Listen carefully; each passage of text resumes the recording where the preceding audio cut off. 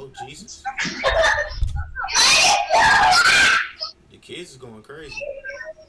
All right, we live. You hear me? All right. Go ahead. Is it Start us off. live? Yeah, we live. Start us off. All right. What's happening? What's happening, y'all? What's happening? Back in the building another week. Word on the Ave. Cypher. Back in the building.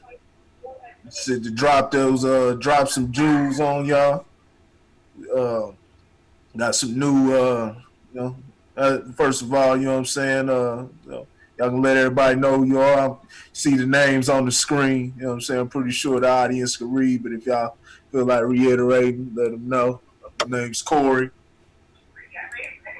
Y'all know who it is, Lauren Jones, back for another one, baby. And also, Yeah. you got your boy Randy here in the building. You know what I'm saying? Yeah, let's get this thing started. Yeah. So, man, we've been off 2 weeks. Got so much, a whole bunch of different things. You know, it's always a lot going on within that. You know, the time span. You know, what I'm saying those little intervals where we're gone.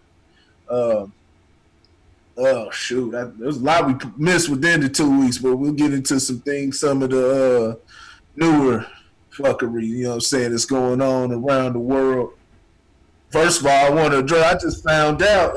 I saw this story a couple of weeks ago. I mean, a couple of days ago.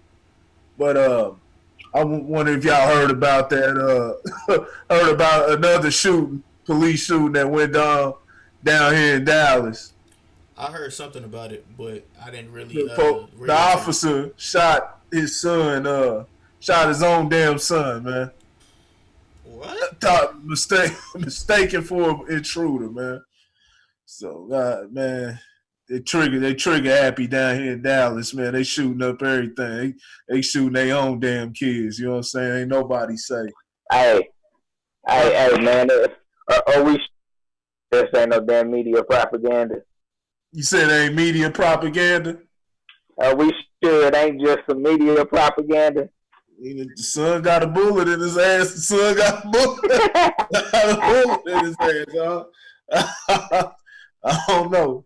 They said he survived or whatever, but yeah, they say he got shot in the arm, but yeah, mistook him for an intruder. I don't know what the hell's going on down here in Dallas, man. It's that water. People down here crazy anyway. But man, let's Yeah. get into it, man. We got a big story. There's a couple of big interviews this week, but you know, everyone's we get into everybody's favorite character. You know what I'm saying? Hip hop. I think he's a hip hop legend. You know what I'm saying, for his contributions. But very polarizing figure, Mr. Kanye West. He had an interview with Big Boy TV. He said a mouthful regarding many different topics. Of course, he's speaking on his mental health, but he's on he's promoting his Jesus is King album, which will have y'all heard that? Did y'all listen to that? Yep. What y'all think about it before we get into Kanye?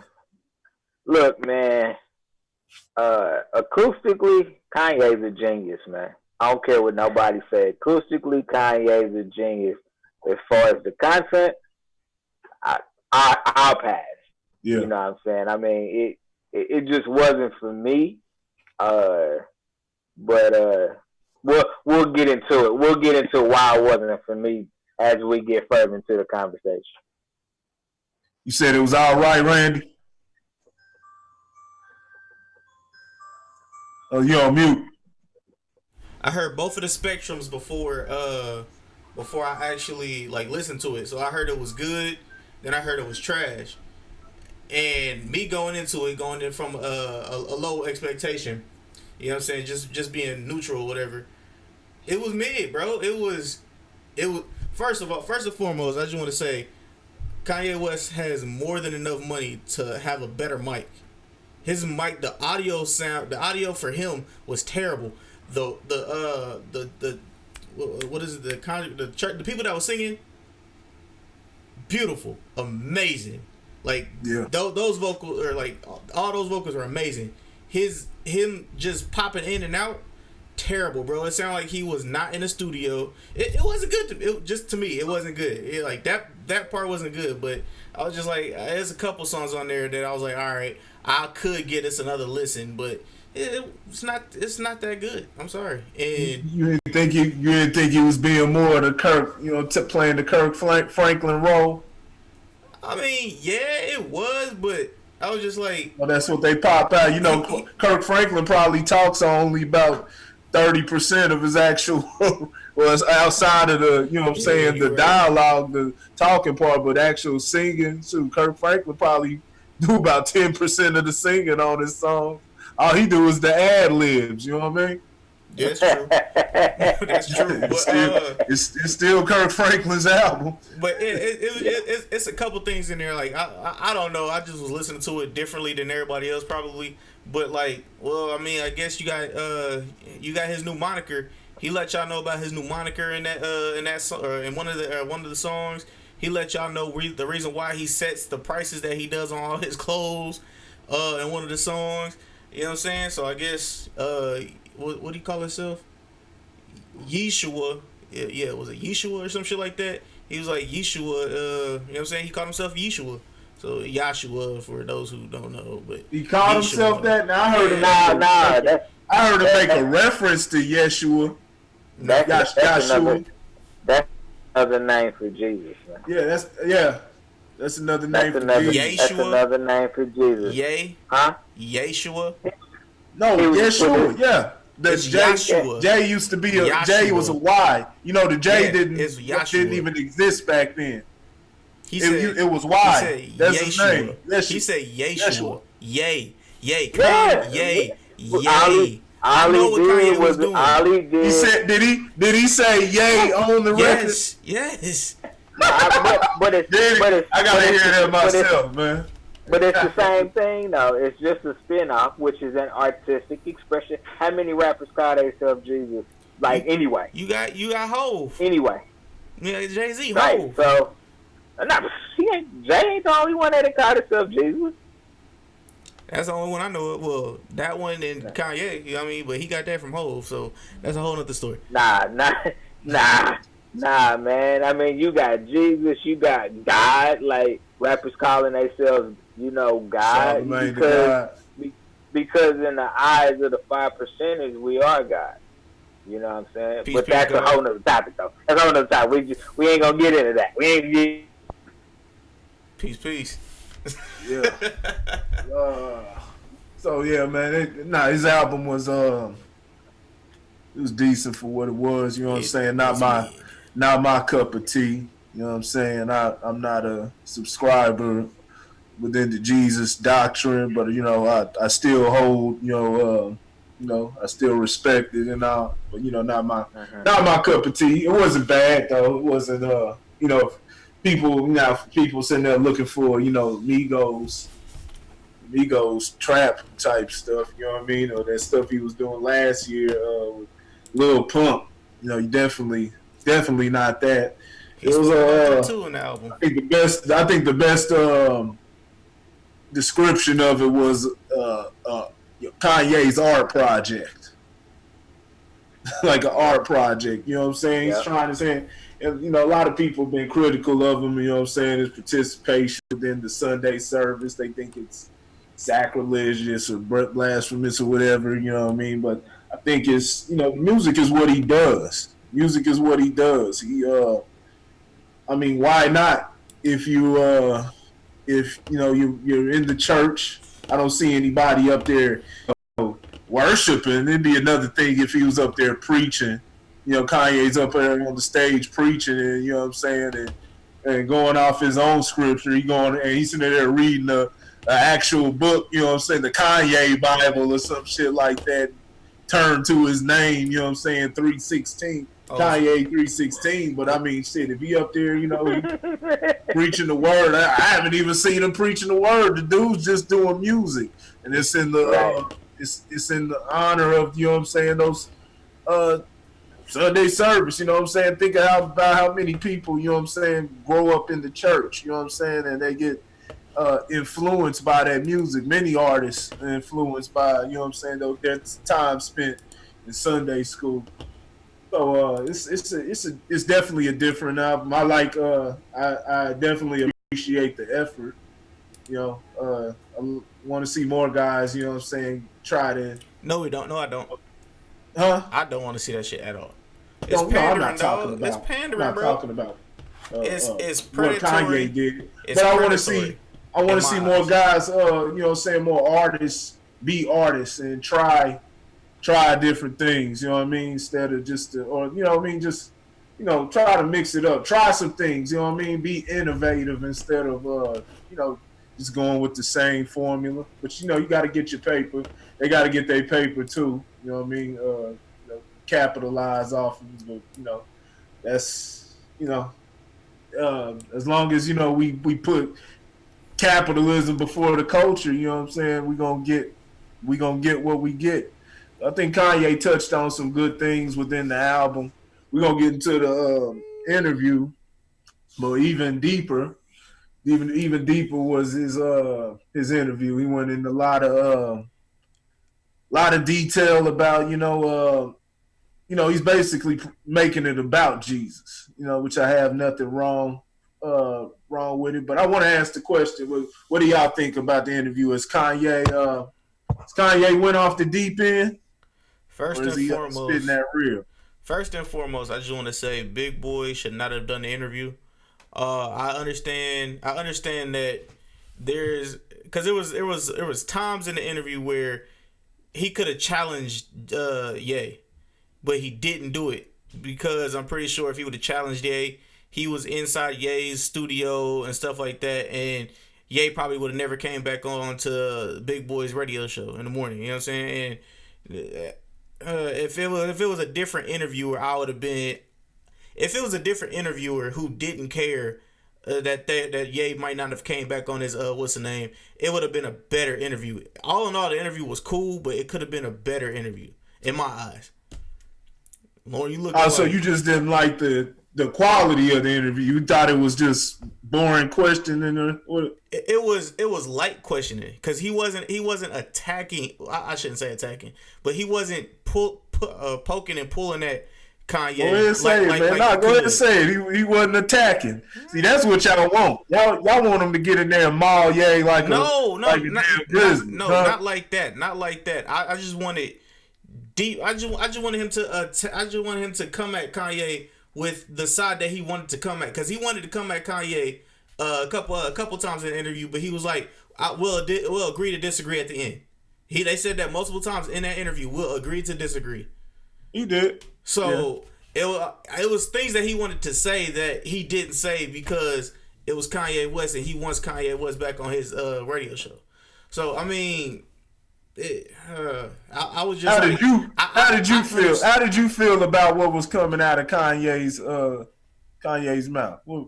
It was times in the interview where I was like, all right, this makes total sense. Like he's actually onto something. You know what I'm saying? And then there's times where he'll veer off left real quick, and then the conversation will go to a whole nother thing. And I was like, whoa, okay, so we're gonna steer this thing back to where that question was. And all in all, the interview was okay. It was a Kanye interview, honestly.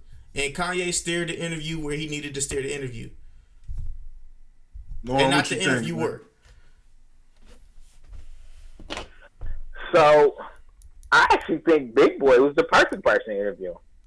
See, I think, and I hear what you're saying, that he didn't really, I'm gonna use the word attack. You wanted to use the word, you didn't feel like he challenged Kanye. There you go. I think that's the word that you wanted to use. He didn't challenge Kanye. But that wasn't the point. Like, I don't think it had anything to do with the fact that he was in Kanye's aura, you know what I'm saying? I don't think it had anything to do with that. I think it had everything to do with giving Kanye, out of respect, the opportunity to present what he wanted to present. Like, as an interviewer, if you come across as antagonistic, not only is the person that you interview not going to want to interview with you again in a lot of cases, but that word will spread through the industry. You don't want to go there because all they going to do is attack you. You know what I'm saying? So that was part of it, but I think the bigger part of it was if you follow Kanye's journey over the last, let's just say the last 3 years, a lot has happened. A lot has happened. So it was probably more important for Big Boy to listen.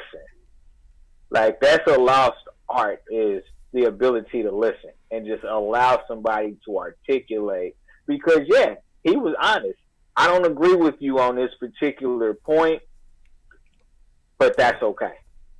That's okay that I don't agree with you on this particular point. We're going to keep going. And it also is because, like Big Boy said, the interview would have turned from an hour to 3 hours if you start getting a lot of the rebuttal. And so he didn't feel like that was important in this particular case. Now, Kanye is on a journey to find himself. And on his journey, he's trying to take people with him as he finds his truth. You know what I'm saying? He figures that that's the best thing that he could do. As he is enlightened, he wants to share his truth. And so, is Kanye still sick? Yeah, absolutely. And I think, and I don't know if he would say that, but in his own world, which Kanye is crazy as hell. I'm gonna say it. Kanye crazy as hell. You know what I'm saying? I'm gonna say it. But within that, yeah, the dude's intelligent. He's articulate. Like, Kanye wouldn't be Kanye without his brain. Like, he wouldn't. The dude is a musical genius. And within that musical genius, he sees the world from a different perspective. Every artist sees the world from their own perspective. They're painting their own they got their canvas and they're painting their own picture. You know, Kanye's probably gone. He probably veered, far left, but that's his perspective. I think for me, I'm not connecting with everything that you're saying. Like, I didn't connect with everything Kanye was saying. But he dropped some dimes. Is there anything you can specifically remember that I didn't connect with? Yeah. There was something he said that I hear a lot of Christians, and it makes me cringe. And what he said was that you're not going to get to heaven by good works alone. That statement from Christians always makes me cringe. Yeah. And the reason it makes me cringe is because, to me, that gives an individual the opportunity to do bad as long as he repents for whatever he does. So, to me, I'm like, yeah, maybe, like, if you're going to say that, then follow that up with, but you still have to do good. Because you can't just do bad and be like, oh, Jesus, forgive me for my sins. You know what I'm saying? Like, I didn't mean to do it. Like, yeah, I'm not going to get to heaven by good works alone, but I still got to do good work. Like, that's very important for me. And I feel like, honestly, we all have our own interpretation of what the Bible says. Anybody that's read the Bible, anything in that capacity, we all interpret it different. And so maybe that was just his interpretation.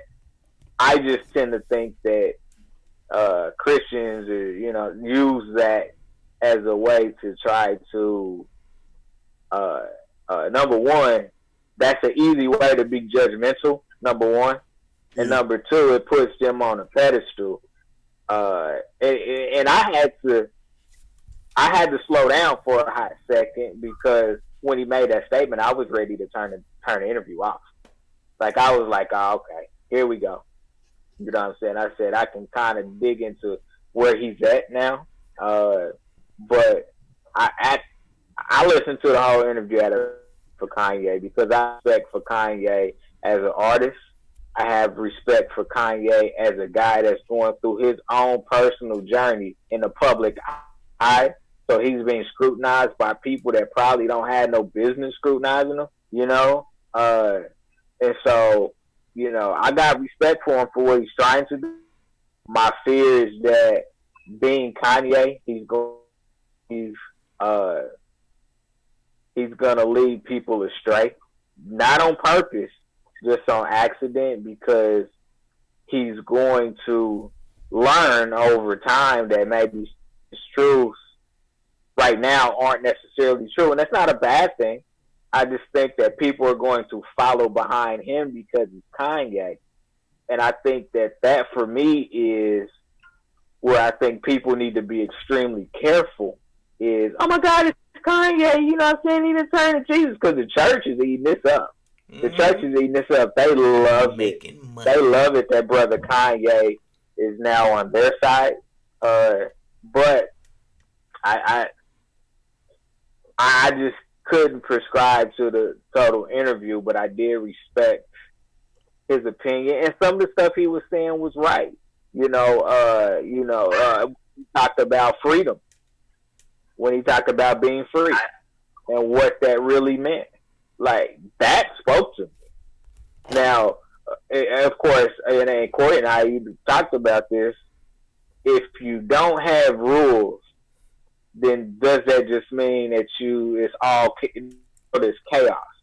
Is that what that means? Because there has to be rules. Everybody just can't do whatever they want to do. It creates a dangerous level of competition. I'll say that.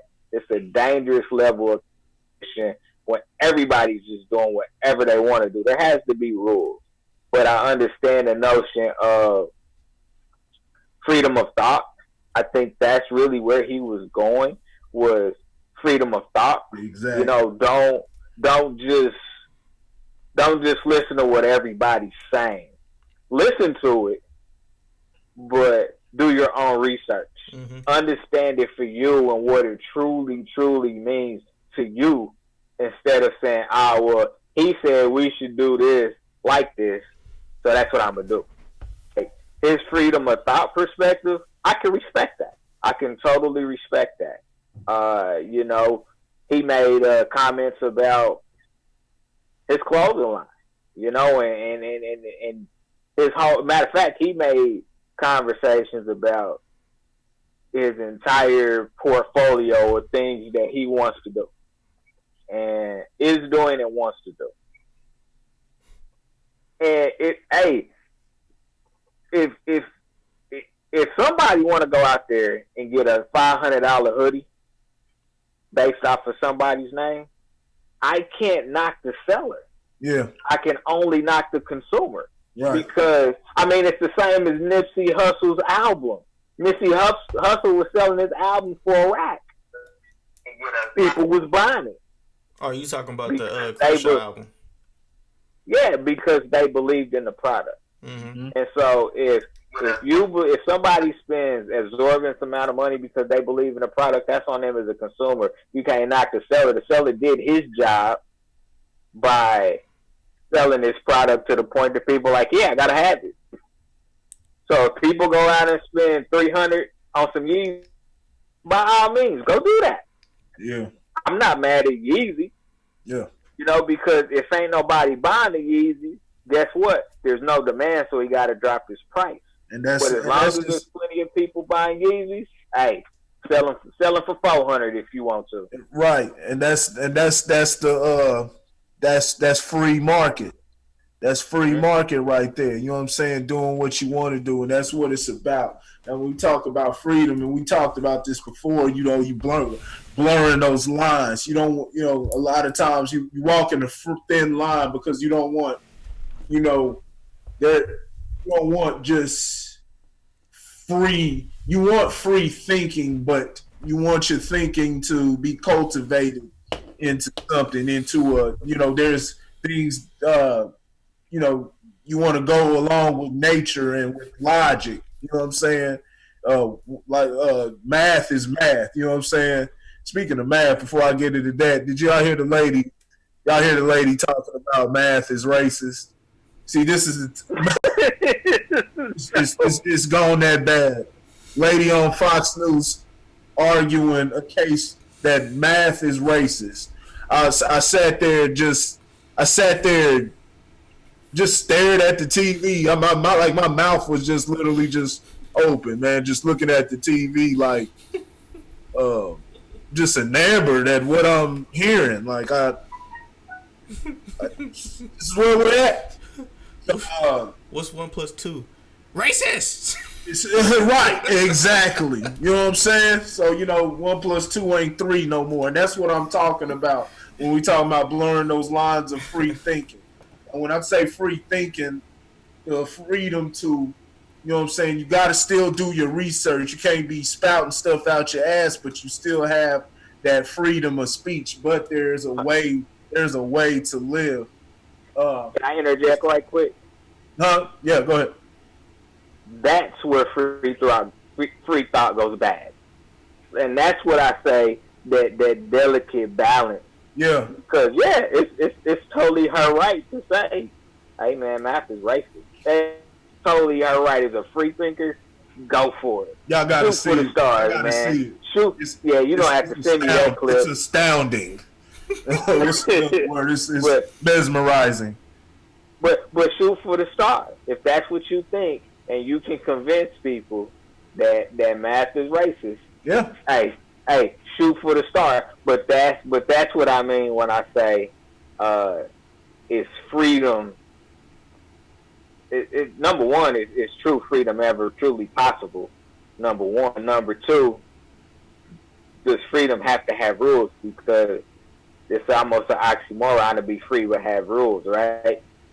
Well, there's the natural law. There's natural rules, and those type of things like that. They just play itself out in life itself. I mean, think about the people that believed in Jim Jones. You know what I'm saying? They had to deal with the rules. You know what I'm saying? And unfortunately, some of their offspring also. Some of the offspring. For people watching, I'm not talking about Jim Jones, the rapper. I didn't even think about that. I know people will be like, "What you talking about, Jim Jones, the rapper?" Ballin', yeah, ballin'. But see, there's consequences. There's consequences to different things. So that definitely has to be understood. But I think that's what Kanye was doing was how I interpret it, and I got the raving about it right after it came across to me as a revolt against the system, the powers to be, the way things are now. It came across as a revolt, even within his constant push of Jesus. Even when I looked at that, and I'm like, because he said Jesus, he's just saying Jesus. I give the Jesus, like that. And he's at the same time promoting his freedom to, praise Jesus. One thing I'll say is, like I said, we talk about, the New World Order, it sounds cliche, but it's truth to it. You just need to read about it and understand it. But we, that's one of the things, throughout history, Christianity has always been under persecution throughout history, historically. It's a war it's literally a war against Christianity. Like it has been used. It's been used. As far as altering the words in the Bible are altered. It's not the original doctrine. It has been different things have been altered. Talking about oh and thou art and shit like that. That's how them Greeks, and Romans and shit talk. What you about to say? Thou art marvelous. Thou art, yeah, you know what I'm saying? Like, you sit there watching Yeah. King Arthur and all them, you know what I'm saying? That's how them motherfuckers talk, you know what I mean? So you Yeah. already know where that comes from. You know, missing pages, missing books from the Bible.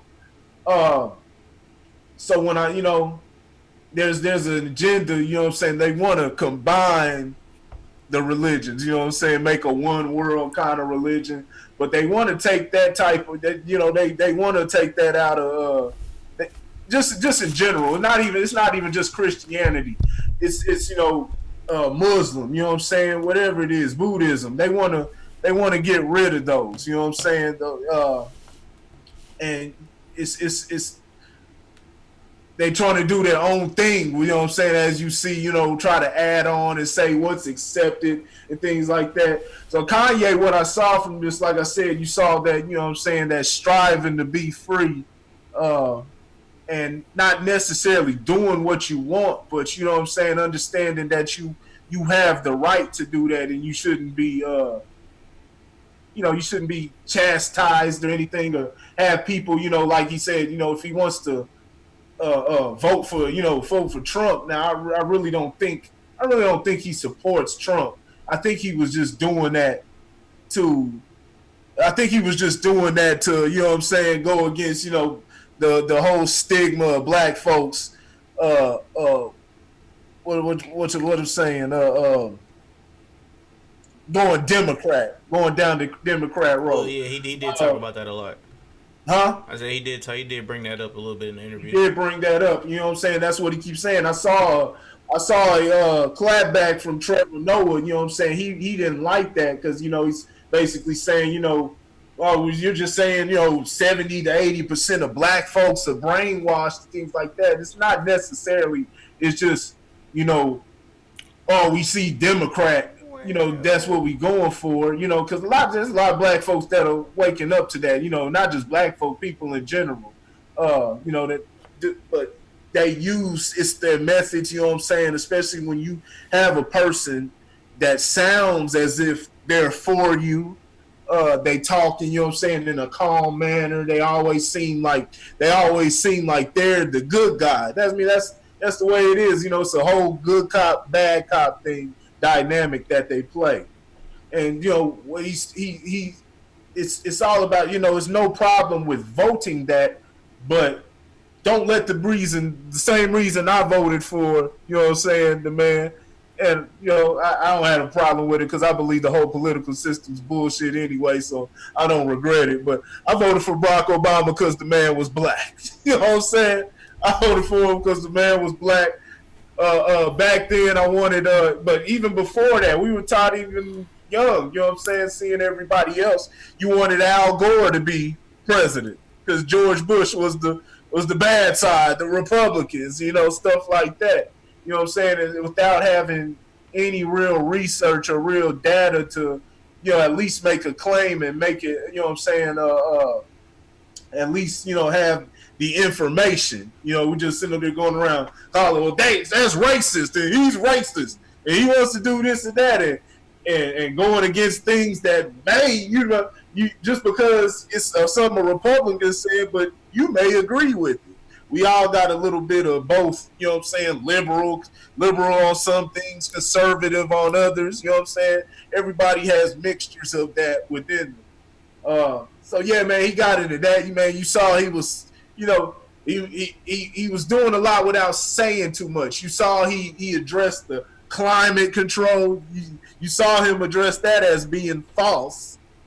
That's because it is, you know what I'm saying? But the narrative they're trying to push, you got these goofballs like Ocasio Cortez and other people out here talking about the fucking world's gonna end in 12 years because of climate change and things like that. The ozone layer is gonna burst.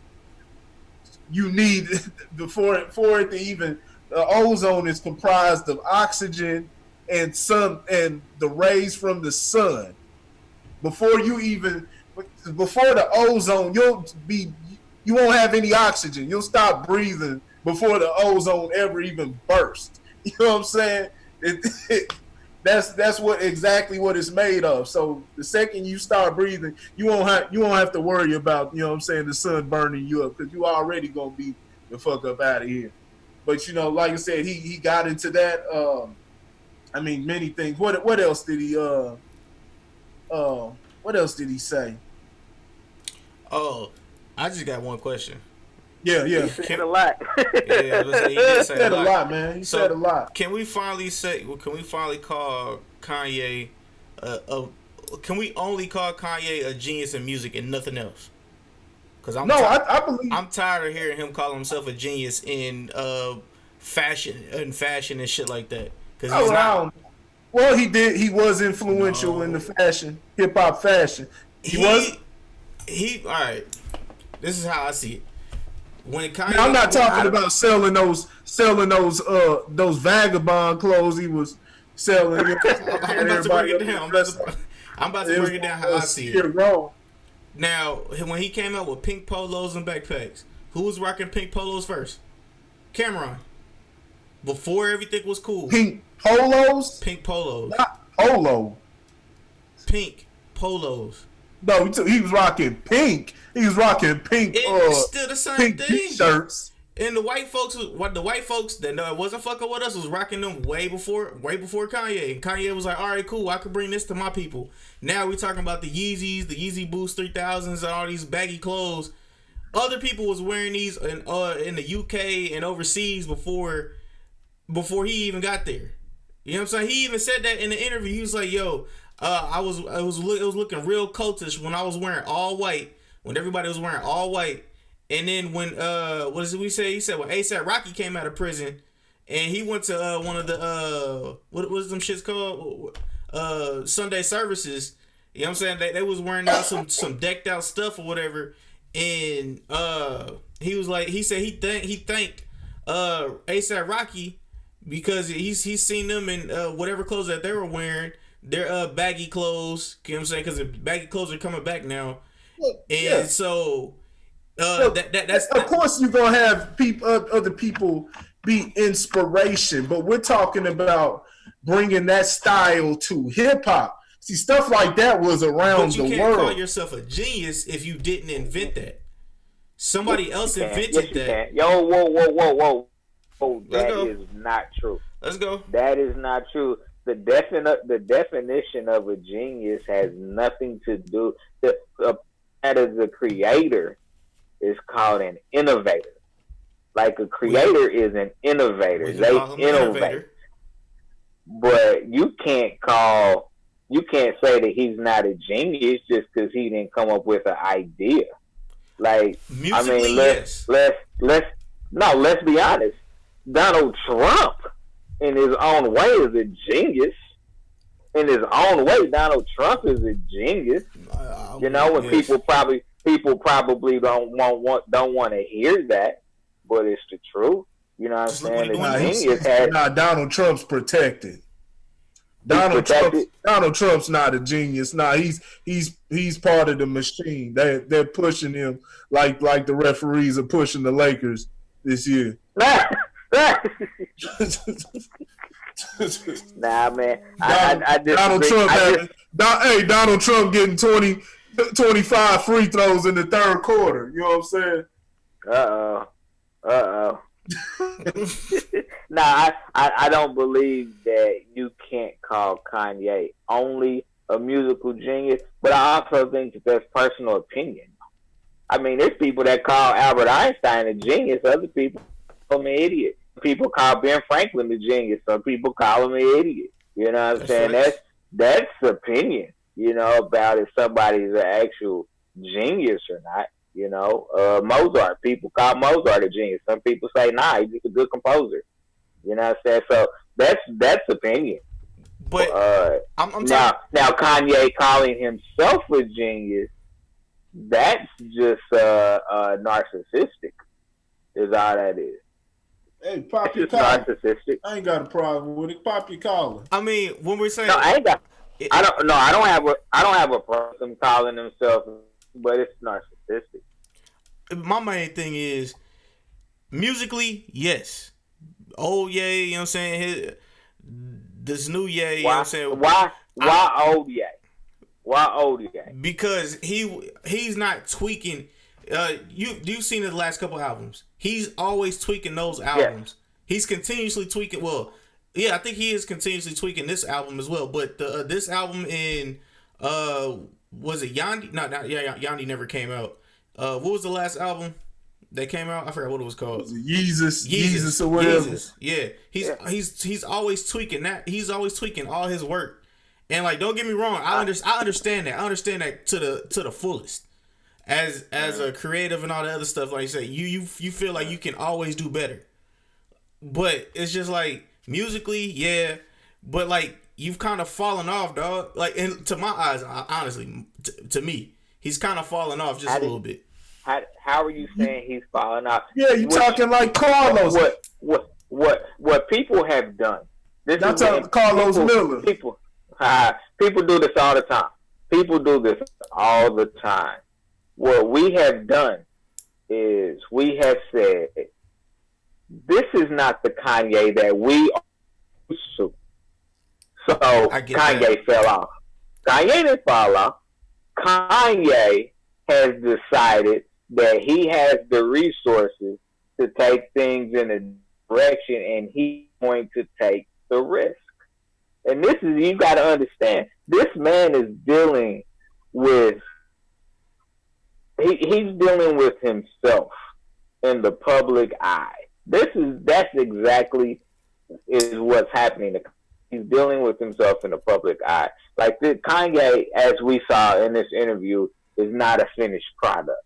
You know, what if Kanye came out with a 50% gospel, 50% street album? What would we say? You know what I'm saying? The street album gonna go hard to the street people, and then the gospel part gonna gravitate to the gospel crowd. What's that nigga? You know, all Kanye's doing is taking risks that other people are afraid to take. You think Kanye didn't know that people was gonna say the stuff that they saying about him by coming out with an album like this? Kanye knew that. Mace took a risk when he went from rap to being a pastor multiple times. But that's different though. That's different. People don't connect to preachers like they connect to musicians. They don't. People don't connect to preachers like they connect to a whole nother bear. And music has and I'm not saying preachers don't have a cult following, but there's a different connection to music. You know what I'm saying? And let's be honest, Mace wasn't as big as Kanye. Like, Mace wasn't as big as Kanye, even in his heyday. Yeah, that's what everybody was talking. Everybody was still talking about Puff. Everybody's talking about Big. So Mace just wasn't as big, ever, because he didn't want that. Mace got in the game to make some change. That's why he got in the game. He got in the game to make some money. You know what I'm saying? Kanye is on an interesting journey, and I'm not saying that I get it, because I don't get it. Like, to me, he's crazy. He's crazy. Like, seriously. You know what I'm saying? He's lost it. For real. But that's just my humble opinion. It wasn't better. Because this was his clearest interview. It sounded like a dude. What we were seeing a lot of throughout the years was a man that was leaning. What we definitely agree. We talked about this. He was leaning within his own understanding. The Kanye that spoke in this previous interview was a Kanye that you could tell was observant. You know what I'm saying? Now, he still talked about, you know what I'm saying, what he believed in, different things like that. But as far as, dealing with the culture in today's climate, he was observant. Just even when he talks about, now, I don't want to see him, delve back into it if he feels that it's as bad as it is, because Trevor Noah, once again, he was critical. It's always, bashing Kanye is the cool thing to do. You know what I'm saying? bashing Kanye is the cool thing to do, but we won't bash any of the we won't bash anybody that, you know what I'm saying, nobody crazy. You don't see nobody bashing Gucci, man, and shit like that, because Gucci go pull up. You know what I mean? Gucci, you don't see T.I. T.I. ain't gonna say nothing about Gucci and nothing. They gonna talk, and them rappers gonna talk about Kanye, because Kanye's the easy. You know what I'm saying? Did you listen to T.I.'s interview with Hot 97? I think it was. I didn't check that one. I heard T.I. interviews. I had a lot of respect for where T.I. came from. He was, and this is my whole point. Like, it's just not for me. You know what I'm saying? Like, the reason I say that Kanye is still a little bit lost is because of his mannerisms during it. Like, there were certain things that he said, and if you look at his body language, like just turn the volume off when you listen to the interview and look at his body language. His body language was saying a lot of shit. You know what I'm saying? So that's where I was like, yeah, Kanye is a little off right now. I've been canceled. But here, you in the back.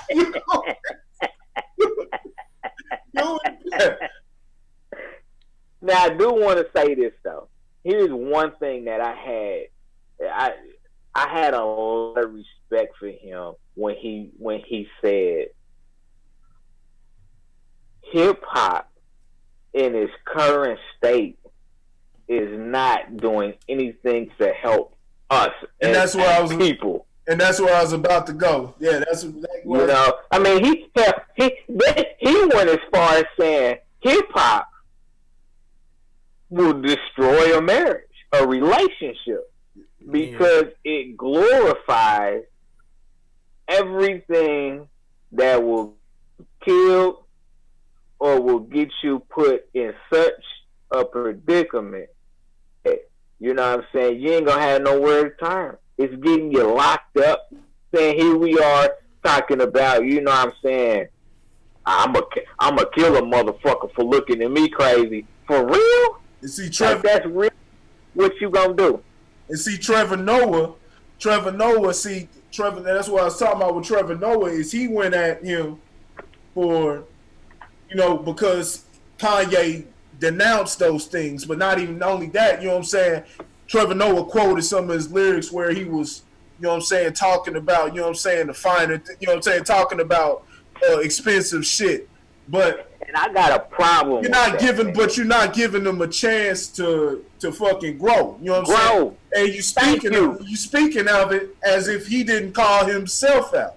He called himself out and said, I'm trying to do it for acceptance and things like that. And that's why, you hear me talking about you such a fucking hoe and I love it and shit like that, making them type of songs. I'm you know what I'm saying? I like people ain't giving Kanye they not giving the dude no room to grow, man. You know what I'm saying?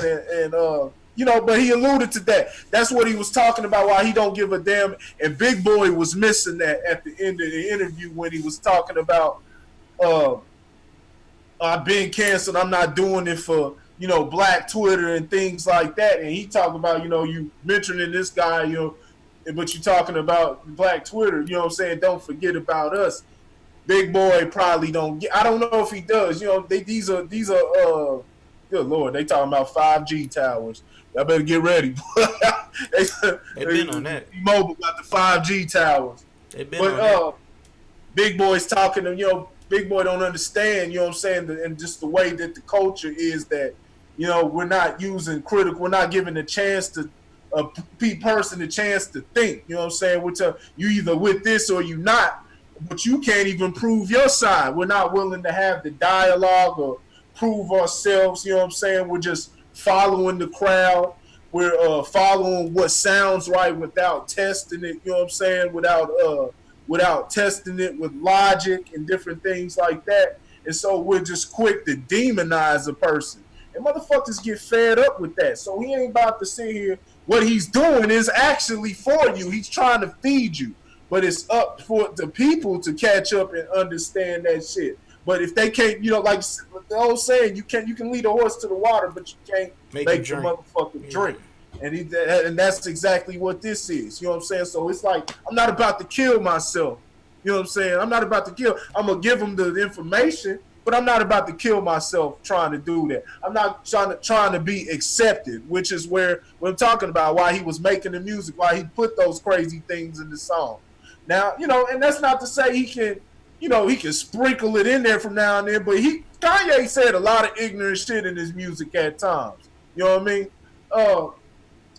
So yeah, he's telling you where it's coming from, and when you hear that, that's all that the content is in the music and things like that. I mean, a lot of people were agreeing with him. A lot of people, you know what I'm saying, more than you see, it's just like I said, he still has that stigma of, he's just crazy and things like that. But I mean, if he's crazy, think about the rest of these folks. Think about the rest of these good job rappers out here. You know what I'm saying? He is. Crazy. So, don't get it twisted.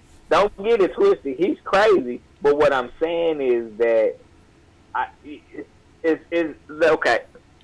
Follow me for a minute. I'm not saying he's crazy like he doesn't have an opportunity to find himself. I am saying in the moment that he's living in right now, Kanye is crazy. You know what I'm saying? He's lost in his thoughts, and I respect that. Like, I respect that. But he's crazy. Like, I'm not going to denounce. I'm not going to change my stance on that. Like, he's crazy. But it's because he's going through some shit right now. So he's going crazy, literally. You know what I'm saying? And he's trying to find a balance between offering something to people, but also stuff for himself. Because that's always the challenge of a great leader. Is how do I continue? So even after this interview, you still don't think, you know what I'm saying, that this interview with the clarity that he's bringing that balance back to himself, because it's evident within your words. Now he may still be really high wired. You still see him. That's always been Kanye. Maybe. That's always maybe that's what I'm saying. He's always been extremely animated. He's a very emotional fellow. You know what I'm saying? But one thing I will give Kanye is he attempts to pair logic with his emotion. He tries to make his emotion count. Now it may be misguided. It may, he may say the wrong things. He has said the wrong things in the past, but he tries to make it count. It's not just everywhere. You know what I'm saying? Throwing emotion out. You know what I'm saying? And being outraged and what I'm saying, crazy shit. Shit that. Thank you. You gave me the proper word. Because I try not to be disrespectful. So can I do that, people? Is it okay for me to have a change of opinion? Is that okay? Okay. I just want to make sure. No, you got to stay with what you said, man. Stay 10 toes down. 10 toes down. Now they going to put out a video on you and say, see, Lauren said this. Head at the part where you apologize, they gonna say now he flip flop. On that flip flop shit. They gonna demonize you. You know what I'm saying? This is what you deal with, especially that misguided is a beautiful word. That's a beautiful word. That's the term that I will give to Kanye right now. He's misguided. That's what I'll say. All right, so we're going to move on because we gave him a whole 53 minutes. Last words from me about Kanye was, hey man, if you got the Jewish kids saying Jesus is king, and they don't give a shit about that, about being Jewish, they saying Jesus is king. All right, that's cool. Congratulations, you converting Jewish people. Shout out to my Jewish people. But yeah, beautiful. I'm dead ass. I'm dead ass. This kid was like, Jesus is king, and his homeboy was like, you can't say that, you're Jewish. And he was like, he's a kid. He's a kid. No, this is a damn near, well, a preteen, no, more than the preteen, like 12, 13 years old or something. It was something like that. Yeah, but still, he was like, if Kanye said it, then I'm gonna say it. Jesus is king. So I was like, hey, you converting little kid? You everything? Hey, where she go? Come back. Where she go? All right, so yeah, what we got? What we got up on the docket next? Because we got a lot of stuff on the docket. What we got on the docket? Nah, man. We got Baby Rudy on the interview, man. Look, hey, what's up, girl? Baby Rudy? Yeah, man, it's little Rudy, man, from the Cosby Show, man. What's up, girl? Hey. He said the Cosby Show. Hey, man. I know we got to get out for this, but we got to come back to it, man, on another show, man, because I got some more shit, man. I got a lot of stuff that I about this interview, man. But since we got to get off, I'm gonna get my last words, man. Can I get my last words? Yeah, go ahead and get your last words because we gave him 50-something minutes, and we still got a list. For any people, understand something. As human beings, we it's our goal, and it's what we should be growing in life. Like that should be our objective, is to continue to grow. And as we grow, our perspectives change. So as Kanye is growing into his own man, he's changing, he's evolving. So let's give everybody the respect to say that in 10 years, if your perspective is the same, you ain't shit. That's what I'm saying. Yep. In 10 years, if you think the exact same, you ain't shit. So if we can't respect each other and respect that as we grow, our perspective changes, man, fuck off. Yep. All right, you ready to bring in the next topic? Who's bringing in the next topic? I'll bring it in if y'all don't got the what's the name on here. Get it going. So the next one. So yeah, man, we get in that, man. If y'all want to expand on that, ask us. You know what I'm saying? Y'all know where to hit us up. Hit us up in the comment section. Drop a comment, man. Hit the damn call-in line. Jay's usually in the comment section. I am. Hey, man, keep dropping them comments, man. They all here. We going to Kansas City. Hit that call in 816-944-0898. Hit the call in line if y'all watching us live, man. If y'all whatever y'all want to say on the Kanye, man, we listen. You know what I'm saying? And if you don't agree with me, you wrong, but that's okay. We'll keep it moving anyway. First and foremost, before we move over to the next topic, man, I want to say rest in peace to one of my legends, man, John Witherspoon, man. He passed away allegedly as cardiac arrest, man. Yeah, man, voice actor, great comedian, great actor, man. Like he's impacted a lot of us in our childhoods and stuff like that. So, man, I just want to say rest in peace to a legend. DJ, man, my heart goes out to you, bro, which is his son. But yeah, man, let's get on to the next thing. We got next one, man. If y'all may not be familiar with this dude, if you in the what could I say, the sector of social media, you know, there's a new thing they got.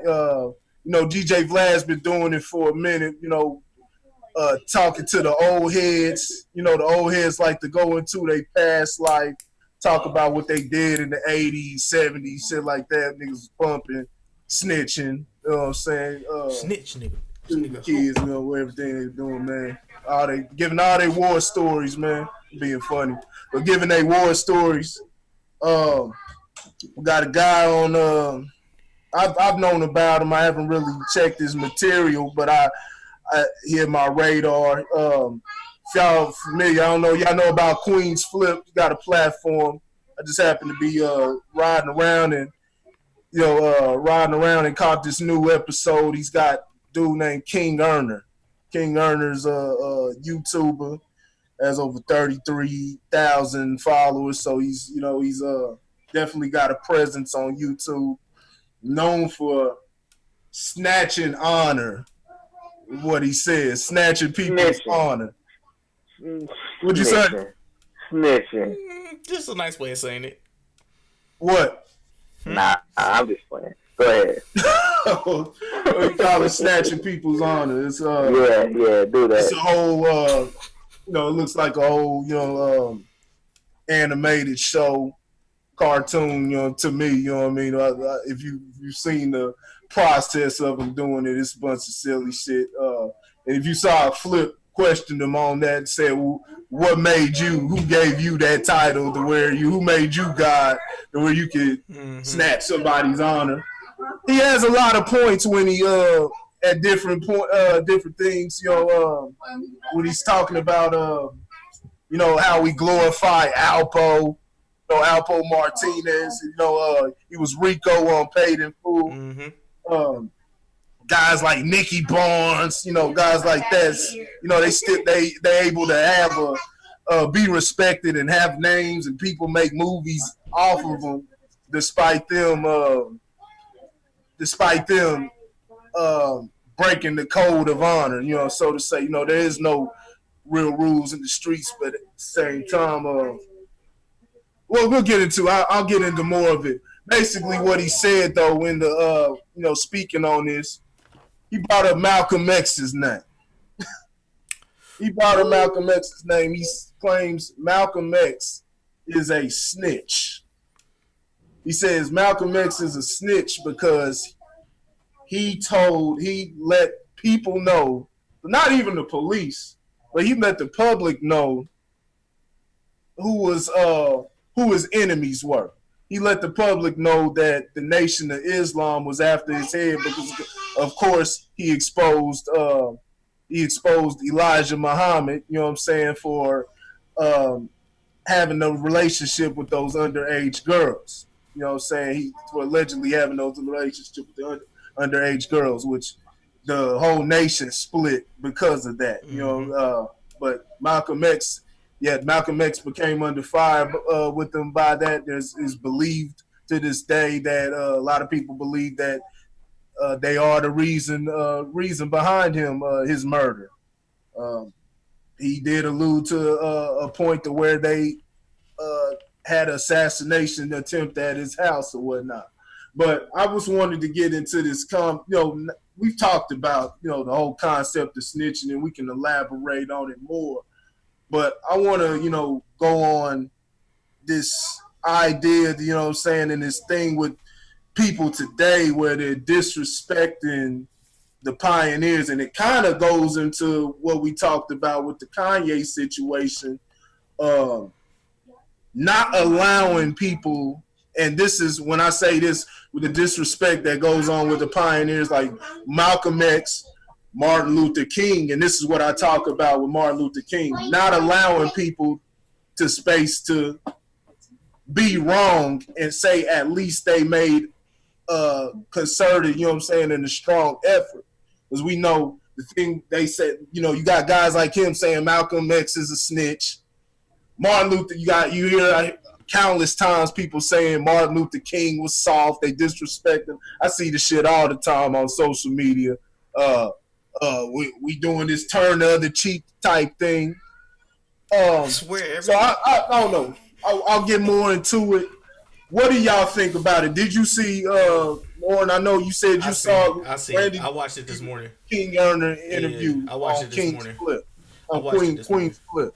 Yeah, so I actually want to go ahead and combine something that we were going to talk about last week about Black 100. Also with this. So I just want to say it's easy that we can disrespect the dead, but we wouldn't say shit if they was alive.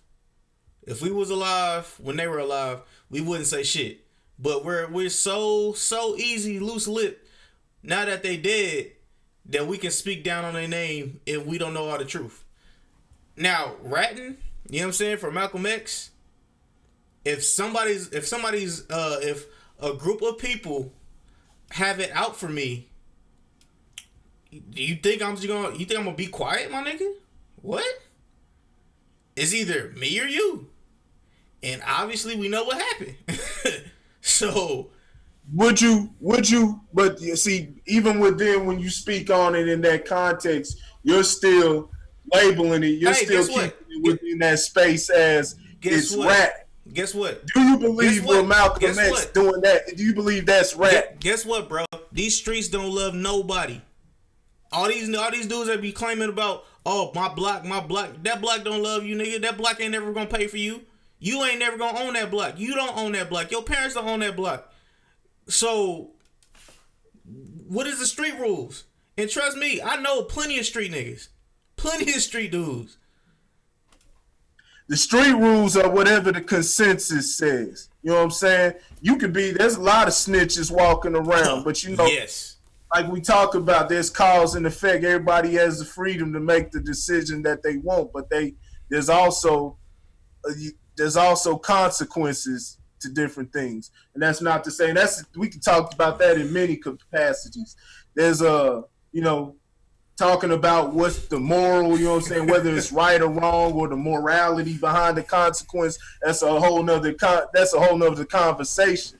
But there's consequences to every action. You know what I'm saying? And especially when you're dealing with the streets, everybody. So you can come up with you can have your own rules. You know what I'm saying? You can, talk about what is what, and this ain't snitching. But if they label you a snitch, they tell you as a snitch, you gonna be a damn snitch. You know what I mean? You just gotta, have to fight that.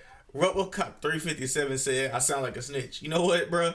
I'm ratting on your ass. I'll be honest with you. Sound like a damn snitch. Hey, I'm a law-abiding citizen. Fuck you mean? Just because you live by those street rules don't mean I'll still live by those street rules. I ain't no killer, but don't push me. Got me fucked up. But yeah, man, it's just like you just have to. It depends on where you at. Honestly, it depends on where you at. What are the politics and street rules? Because people don't really know there are politics and street rules that you had to live by in certain areas, and you have to know all of them. So that's just coming from me. And I guess I'm a snitch. Politics. I'm a snitch. So yeah, I'm a snitch. There's different politics and there's different rules, but at the same time, you know what I'm saying, they can be broken. There are no at the core of everything. There are no rules. You know, people talk about women, no kids, and things like that. But when it gets big, the motherfucker decide they want to make that move. You know what I'm saying? There ain't nothing you can do about it. But like I said, it's cause and effect to everything. So whether something happens or not, that's up to the people. But you keep going. Lauren, you got something? Because I mean, yeah. What's the question that I need to ask? I want to know what you think regarding. First of all, is it valid? That's what I want to know. Is it even valid? You know what I'm saying? Is that a valid point? Now, he made valid points, regarding, like I said, Alpo and all those other guys. But, when it comes to, can that apply to Malcolm X? Nah, I'm good. I don't think so. My personal opinion is no. At least the example he used wasn't valid.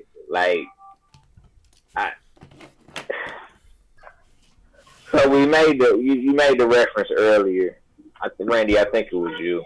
But you talked about how, Corey, it was you, Martin Luther King being soft and all. You made a statement about we can talk stuff about people when they dead, but we won't do it when they was alive. Yep. Talk shit about Martin Luther King when he was alive. A lot of people. You know what I'm saying? There were a lot of people that didn't like, Martin Luther King for different reasons. Some of them was jealous of his stature. Some of them didn't like the fact that he was preaching his doctrine, but he was getting them draws on the side. You know what I'm saying? So there were people that didn't like Martin Luther King when he was physically on earth. I'm not going to. You're always gonna have people talking shit. You're always gonna have haters. Mm-hmm. You know what I'm saying? Now, in this particular case, it was really, really challenging for me to connect with King Ernest and what he was saying, because I do understand the whole thing of, glorifying the villain for all the wrong reasons. You know, I if that's real, but I ain't gonna say for all Malcolm did for the black community. Like nobody has the right to tarnish his name, because I feel like that's kind of where he was going with this. You know, is he wanted to tarnish his name based off the fact that he out the nation for attacking him, or wanting to be done to end his life. You know, because he spoke out against the nation. So I I can't roll with that. You know what I'm saying? I can't roll with that by any stretch of the imagination. Uh, you know, and I don't know who this guy is. You know, I never heard of him to this interview, but I don't know what qualifies him of anybody to have the right to make comments of such magnitude. Like to me, it would have had to been somebody that maybe was associated with the nation at that time. You know, not somebody that gathers some information is able to connect a couple dots and feel like, okay, this is my opinion about Malcolm X. So, and I don't think that this was snitching. I think that maybe he felt like this was his opportunity to protect himself. You know, maybe he didn't want to die, and so he wanted to have an opportunity to protect himself. So I wouldn't call this particular thing snitching. I mean, if somebody got it out for you like that, like, I mean, damn, can you have an ally in some capacity? I mean, hell, if he didn't go public with it, you know, would it be snitching if somebody found out that he told one of his sons? You know what I'm saying? He just saying it was snitching because he came out public with it. You know, like, and he didn't really, and I don't think that question was asked, so maybe we don't know how he felt about that. But I had a hard time just connecting with the fact that this guy feels like he has the right to snatch people's honor. I don't know him, you know what I'm saying? So I don't know anything about him. I don't know that I would even want. I don't even know that I would want that title. I'm a snatcher of honor. You know, like I mean, it don't even sound right. You know. Shit.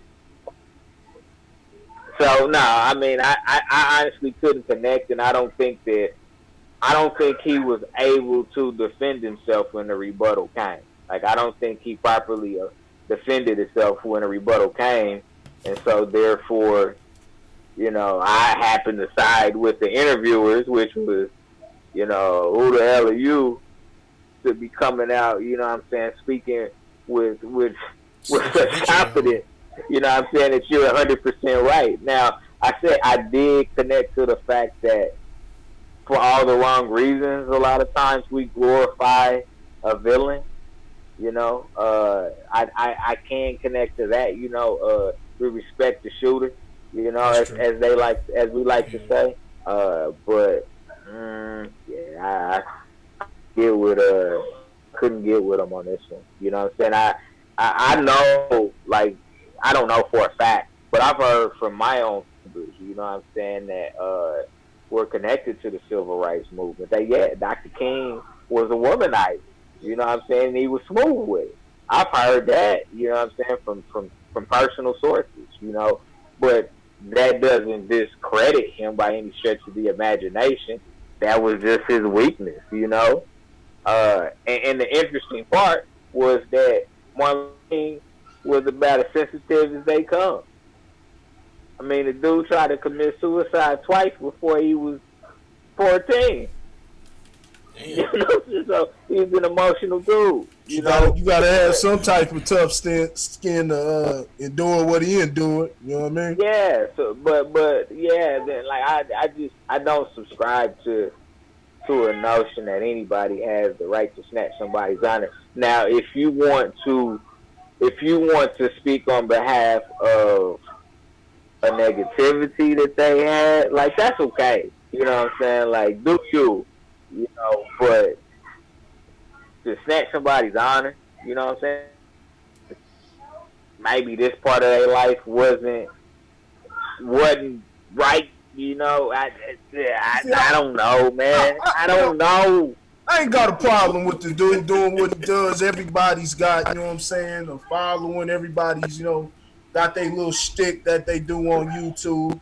And obviously, if that's what he does, being the honor snatcher, you know what I'm saying, he plays that character because it's a character.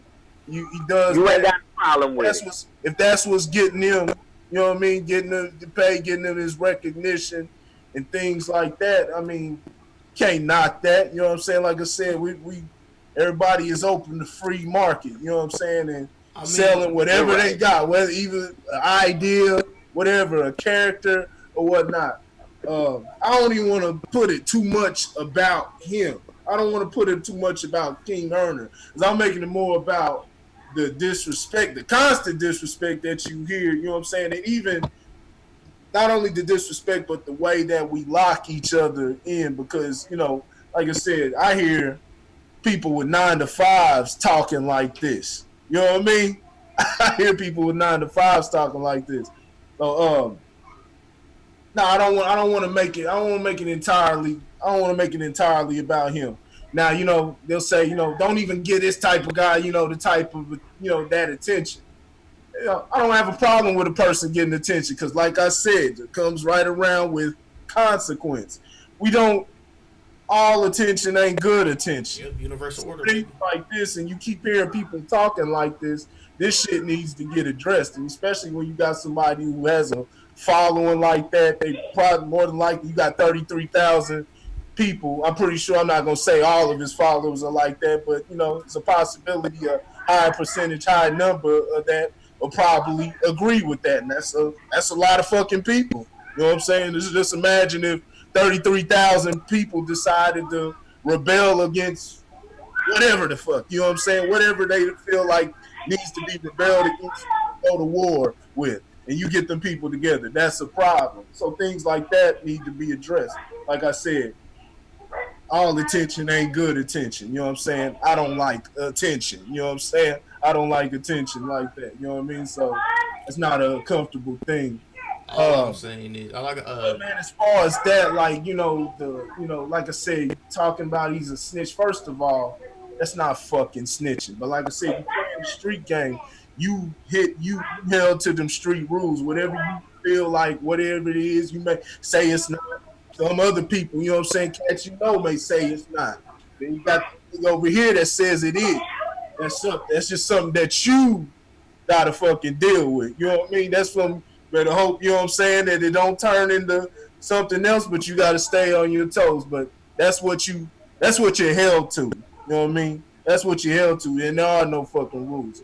As far as, you know what I'm saying, the everyday person, you know what I'm saying, and saying things like that, you know, people just lock themselves. You know what I'm saying? You basically locking yourself up, especially if the streets were, you know what I'm saying, if you took that route, if it was basically to circumvent the system, a system that was made to hold you down, why the fuck would you make it harder upon yourself? But see, it's made like that because it's a criminal base, it's a criminal based system. It's something that we got, we want to be like the mob. We don't operate like the mob, but we're not the originators of this type of shit. They try to paint it with Black America, but like I've talked about before, you had the murder, the Jewish guys, the Irish guys, Murder Inc., Purple City, all of those different mobs, you know what I mean? They were doing, they were doing this type of stuff before. We just inherited that shit. But, it's criminal behavior. And so it's built for criminals to succeed, not get caught, and it ain't about, what's moral and what's right. It's about capitalism. It's about getting mine. You know what I'm saying? I gotta get fucking mine at time. That's what it's built off. And so yeah, you holding yourself down when you adopt that and you making that the general thought process, what I mean, or not general, but a high percentage of people believing that you just boxing yourself in. How the fuck you supposed to get money now? Now you saying motherfucker can run up on you, do whatever, shoot your mama, things like that, and it's gotta be handled in the streets. Don't get the see what I view as snitching, and this is why this is when it comes into play for a civilian person. I have no respect for a man if he doing dirt with his homie, and then the real definition, what I believe snitching to be, and you talking to the cops or whatever, or you selling your man out to get less time, to get the pressure off of you. There's nothing honorable in that, because that translates to everyday life, especially when putting up fighting against the shit that's going on nowadays. How can you trust a person like that if you couldn't even trust them? Because it's not just criminals in jail. I can give you examples right now. I'm talking about white boys. I have to get y'all the names of these guys, but they're literally in jail right now just for their stance on different things. We already talked about things like black, identity extremists and things like that. You even had Donald Trump talking about a fucking what was that? Talking about building a police force that's basically catching criminals and jailing them, alluding to jailing them and dealing with them before they've even made a move or anything. Now, there's a lot of dangerous people out here, but we know, like we said, we talked about what everybody fucking knows is when it comes to, what the government interprets as a threat and different things like that, those lines start to get blurred. And so that puts everybody in jeopardy. Good, bad, right, or wrong. And so you can't trust a person that'll dime you out, be giving the cops, if you fighting for something and now they giving them, the cops or whatever authority, CIA, whoever the hell it is, and they get pressured into talking and giving up your location and things like that. And that's why I can't respect that. But as far as, you over there trying to get your money, you trying to feed your family, like I said, circumventing the system, and then, somebody decides they want to take what's yours and shit like that, and get the fuck out of here.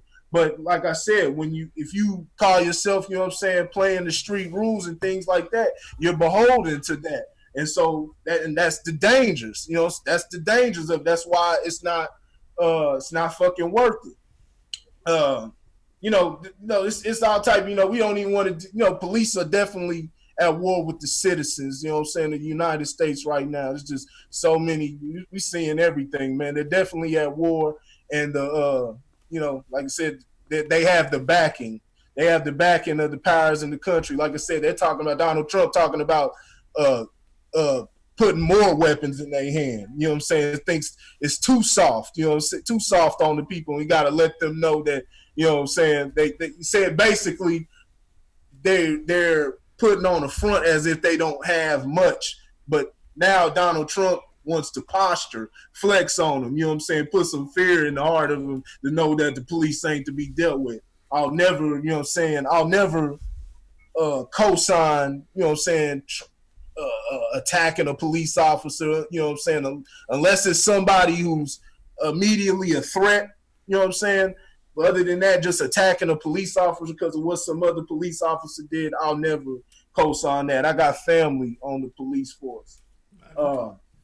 But man, so we don't like to take those different routes. We don't like to handle our business, take the business route. We pay these fucking officers with our tax money. They're public servants to us.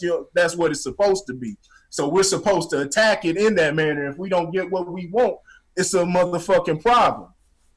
A lot of people not protecting themselves. You got people who are, like I said, working 9-to-5 jobs talking about they not fucking snitching, but they find themselves in a bad situation where somebody's threatening you, sending threats. And so we're not going to wait on somebody to get the drop on us and do what they got to do.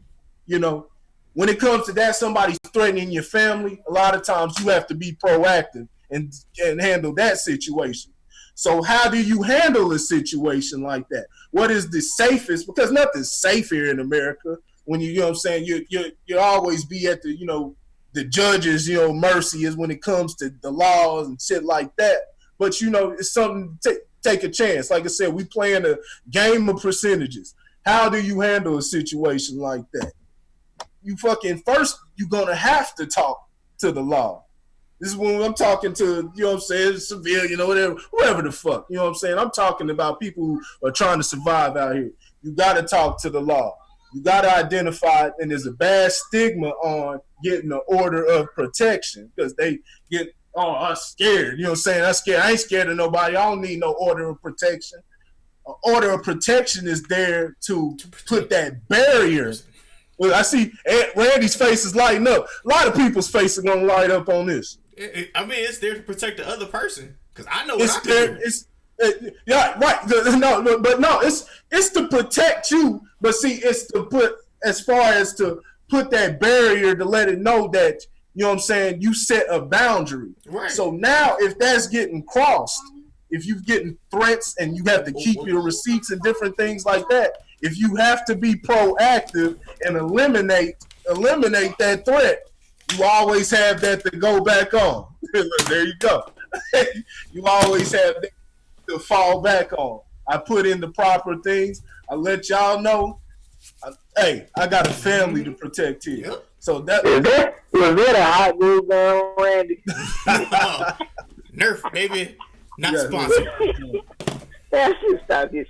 So now that's foolishness. You know what I'm saying? I know.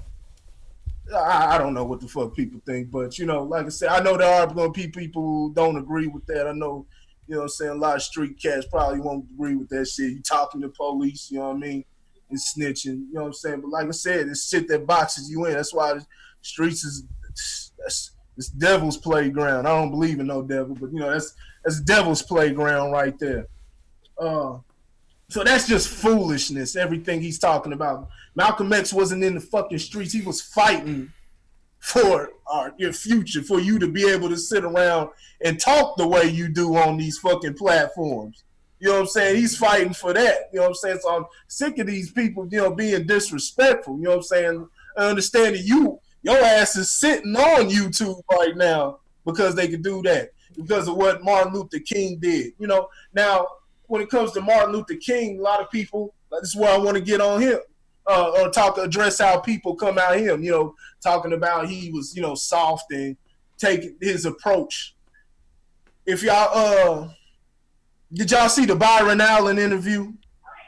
Nah, I haven't had a chance to watch that one. It's in my queue though. Byron Allen was on the Breakfast Club, one of the Breakfast Club's best interviews. Hold on. You said Byron Allen. You talking about the cable dude? Yeah. Oh my God, that was the greatest. I've been talking about that. That was a good ass interview. Interview. My God. I've been talking about it. I've been talking about his case. You know what I'm saying? His dispute with Comcast and his Comcast and what it means for. Mm-hmm. It's because it's bigger than just a disputed cable. He's going that route because he sees an opening. You know what I'm saying? To where it was passed in the lower districts, went all the way up, and Comcast wanted to keep fighting, and they took it all the way to the Supreme Court. Now you have Trump's DOJ sitting up there siding with Comcast, trying to take back the Civil Rights Act of 1866, something that will affect everybody. You know what I'm saying? That you won't be able to prove you won't be able to prove racism at all in the workplace now. You know what I'm saying? It's completely void. You won't be able to get lawyers and, you know what I'm saying, things like that to prove wrongdoing. You know what I'm saying? So it's something that affects that. But see, the thing about it is, even if, let's say it's a futile effort, they're more than likely they could put those different things. More than likely he may not win the lawsuit. We know the law gets rewritten. It gets the goalpost gets moved as it move along. But what you do is you draw out that evil energy. This is what I talk about when we talk about people calling everything racist and things like that.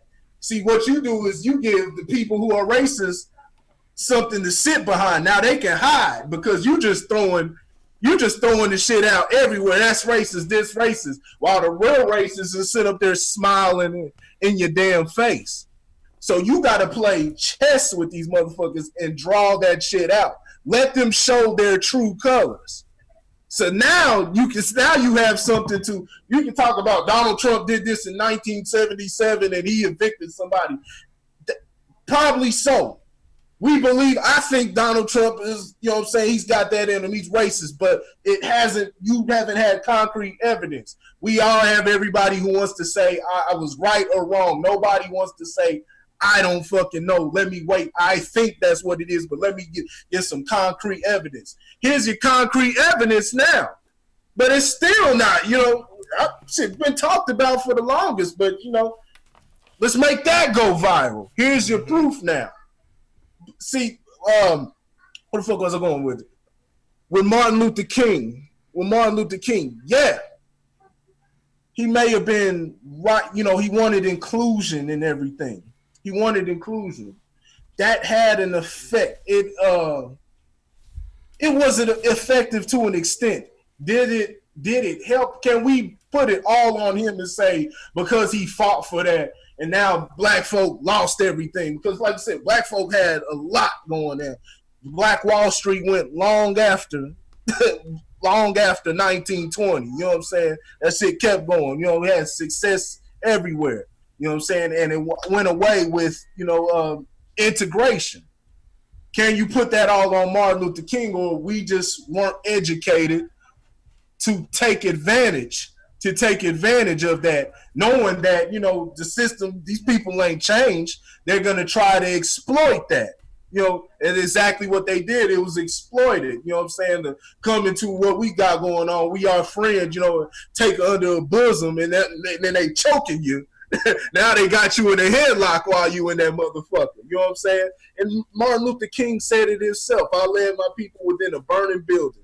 The reason why he was killed was because of the stance he took toward the end. He was coming to get that check. He's for the poor people's march. Byron Allen even spoke on it. We've been talking about this for the longest. It was his stance. He changed up. Now, as far as he turned the other cheek, what Martin Luther King, it wasn't about let me be subservient and you can keep hitting me, you know what I'm saying, and beating me the fuck down. The method to that was he was playing chess, but he was willing to take a beating to play that chess. Look at these devils. Because keep in mind, we didn't have social media and different things like that then. It wasn't. So you said he was doing the Ali Foreman? Huh? What'd you say? You said he was doing the Ali Foreman? He wasn't even doing the Ali. Ali was doing the rope, though. Ali was covering up, directing them hits on the side. Is it not? Nah, Martin Luther King was taking he was taking his straight right hands to the mouth. But was he though? But was he? Huh? But was he? Say it one more time. He said, but was he? I said, but was he? Was he? Yeah. What? What? Was he not playing the rope though? Oh, I'm being funny. I'm being facetious. It was deeper than, you know what I'm saying. I know what you. But real talk, he wasn't even. He was like, "Hey, look at these. They hitting me." But what he's doing is exposing that devil to the point where it kicked in a lot of people's conscience. It kicked in a lot of people's conscience to where it changed the minds of a lot of people within the nation, white folks included, where they say, "Hey, we can't stand for this. This ain't right." So it had the government come, because they weren't letting niggas do shit before that. But they don't like to be exposed. They don't like that light to be on them while they butt ass naked. Now get that light off of me. Okay, we're wrong. We're sorry. Let's make it right. You know what I'm saying? Let's make it right. And so they gon', of course they gonna try to act like they make it right, but there's all other ulterior motives, other things that they do to implement. You know what I'm saying? Like in the damn 80s, COINTELPRO, even then, you know what I'm saying? The CIA. You know, you. I don't think people understand, and we can talk about this at another time. I don't think people understand how hard mental resolve is. Boy. I don't think people understand that shit. Yeah. I really don't. Like we talking about the Byron Allen interview, and I'm like, Byron Allen is thinking about he already looking 5 years out. In advance. He ain't concerned on what's happening right now. Byron Yeah. Allen is looking 5 years out. Like he understands everything that's gonna happen in the current state, but he's focused on what's going on 5 years from now. You know what I'm saying? How this will impact what impact this will have then. And that's how I look at the whole that's how I look at when Martin Luther King made his flip, you know what I'm saying? We gonna he made his little U-turn or whatever the case may be, because he understood that maybe at some point he had played the wrong chess move. That's when, like Corey said, that's when they decided to come after him. Mm-hmm. And really when they the secret meeting was supposed to happen between Dr. King and Malcolm X. Do you know how powerful that would have been for black people? Oh, yeah. If Dr. King and Malcolm X would have been able to get together and sit down and strategize and come up with a game. Oh man, game changer. That's why they had to go one pop, two pop.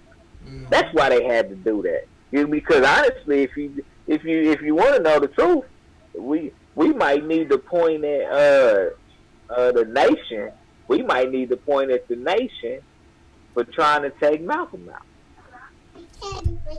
The government probably wanted Malcolm out just as bad as the nation did, mm-hmm. And man, that just made it that much easier.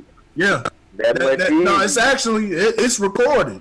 They were sitting up there wiretapping, and there's actually recordings of J. Edgar Hoover trying to get Malcolm X to give them information and work with them on against the Nation of Islam, and he wasn't having that, despite their their differences and whatnot. He wasn't gonna go that route. You know what I'm saying? That's unhonorable, and he proved himself. He proved himself to be a man of honor.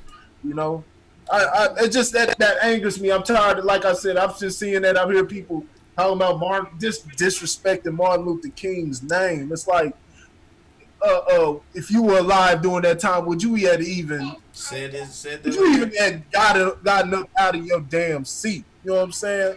That's just that's disrespect. Like I said, his initial method may have had a consequence to it, because I'm not gonna say it was all a failure, but it had a consequence to it. You know what I'm saying? It was a valiant effort. But like I said, he showed you his growth and his change. It wasn't people want you to stay within the same, like they try to box him in. They try to box him in with the "I have a dream."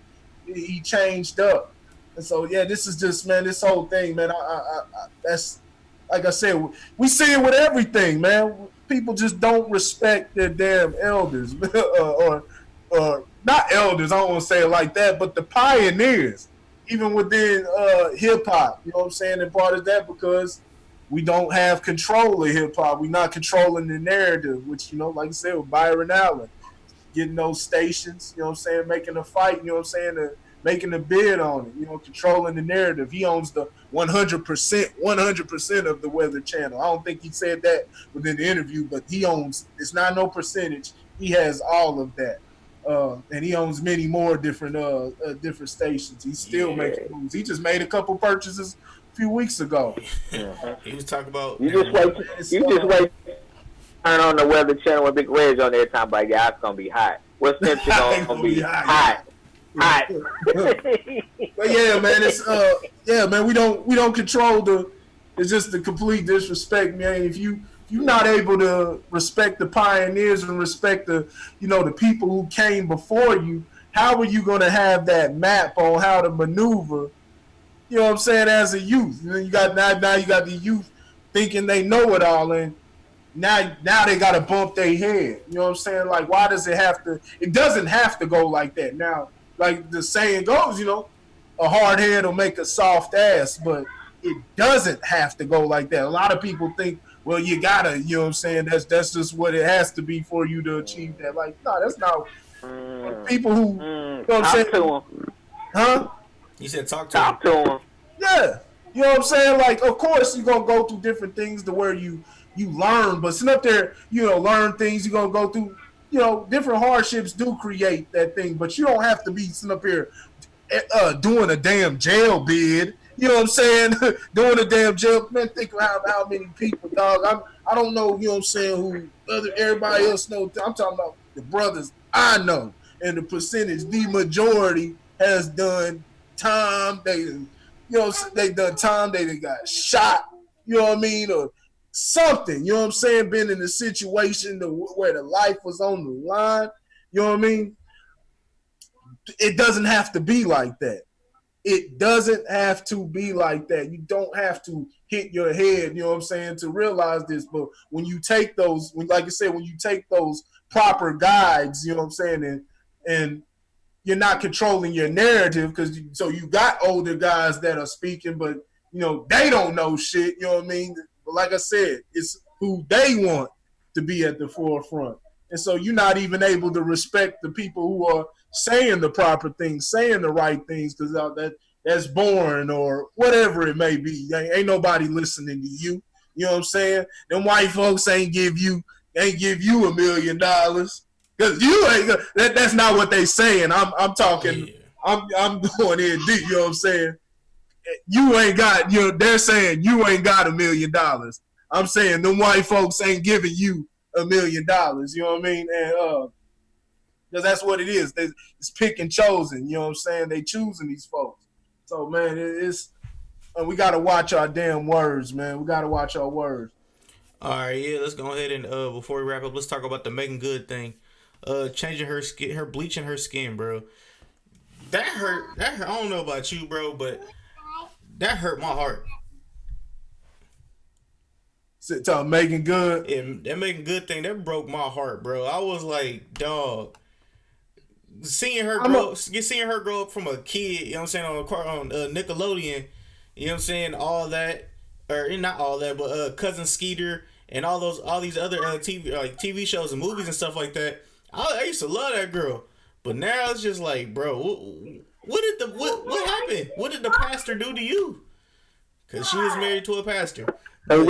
We talking about Meagan Good. Yeah, give him man, Randy. You rushed into that, man. My bad.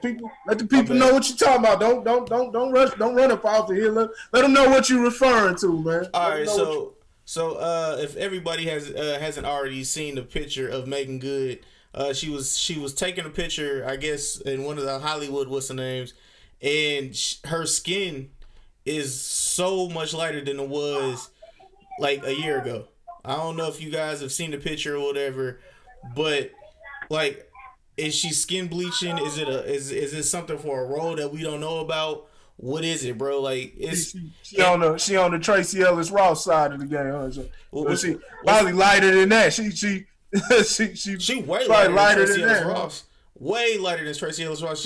She damn near as close to she's super close, not super close, but almost as close to what's the dude that played baseball who bleached his skin? Sammy Sosa. She getting close to Sammy. And it hurt my heart. I seen it, I was like, nah, this can't be real. And then I looked it up and I was like, dang, bro, like people really do hate some people really do hate the way that their skin is. Like you hate yourself that much? Like do you think white is right? I'm just like, bro, what? Well, it is the darker, and this is in multiple cultures.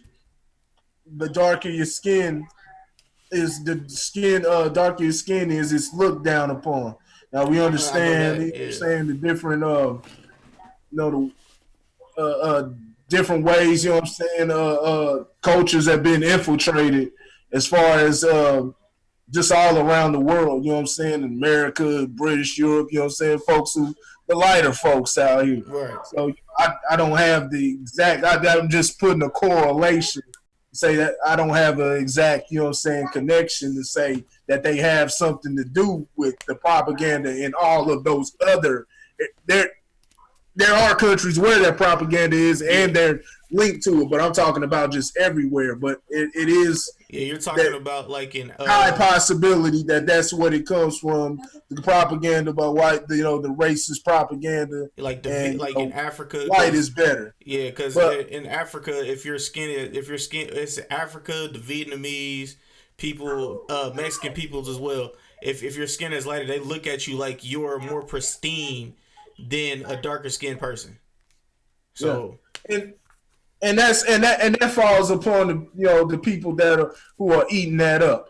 But one thing I can we really villainize? Can we really villainize her now? When people do these type of things, it's just like a person being inactive. You know what I'm saying? Or a person feeling like, what can I say? They're trying to they don't feel like they're getting enough support. I'm playing devil's advocate. Not really playing devil's advocate, but I'm looking at it at a different way because I don't want to completely villainize. Could it be a product? Okay, this is the best way to put it. Could it be a product of us because black folk, as in general, we're not supportive enough of each other? You know what I'm saying? We're not supportive enough. We tend to, like I said, we're going for trying to get hours and not creating a lane, not creating that type of lane. You know what I'm saying? And a lot of times we find ourselves because we've assimilated into American society, it's split us apart. It split us apart to where we're not moving as one fist. We're doing our own damn thing. So we can't get that level of solidarity.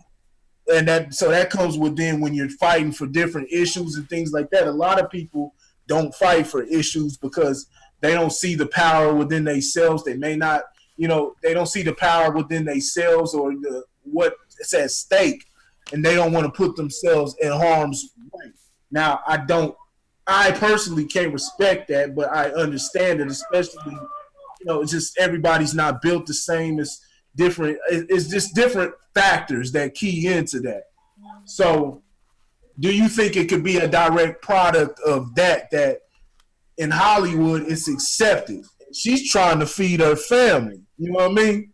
And so where's the, who knows what type of relationship we can talk about? Tyler Perry's doing this for black folks and stuff now, but who knows what type of relationship? Who knows if she knows somebody that Tyler Perry knows that he's not good with, which in turn makes her no good, so she can't go to a person like a Tyler Perry. So she's trying to eat out here. This is just hypothetical. These are hypothetical. Could that be a scenario? So I'm trying to get to that paper. Let me put that bleach on, like Charlamagne the God. I definitely see where you're coming from, but it's 2020, and literally she has a big enough fan base to where she could be a creative and create some type of YouTube or do something like that to get her fans to support her. You know what I'm saying?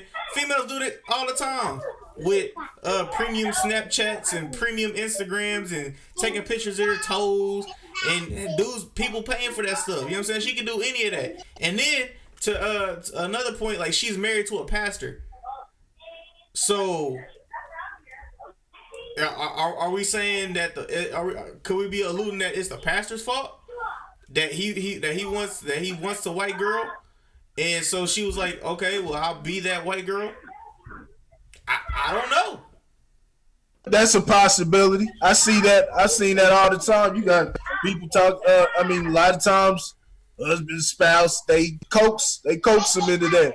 They'll feel that way. They'll feel that I want to go get the surgery done or whatever. They'll be like, yeah, you should go ahead and get that. You know what I'm saying? Especially right there in the hip area. Why don't you tell them to do something with that? They'll be co-signing that type of thing.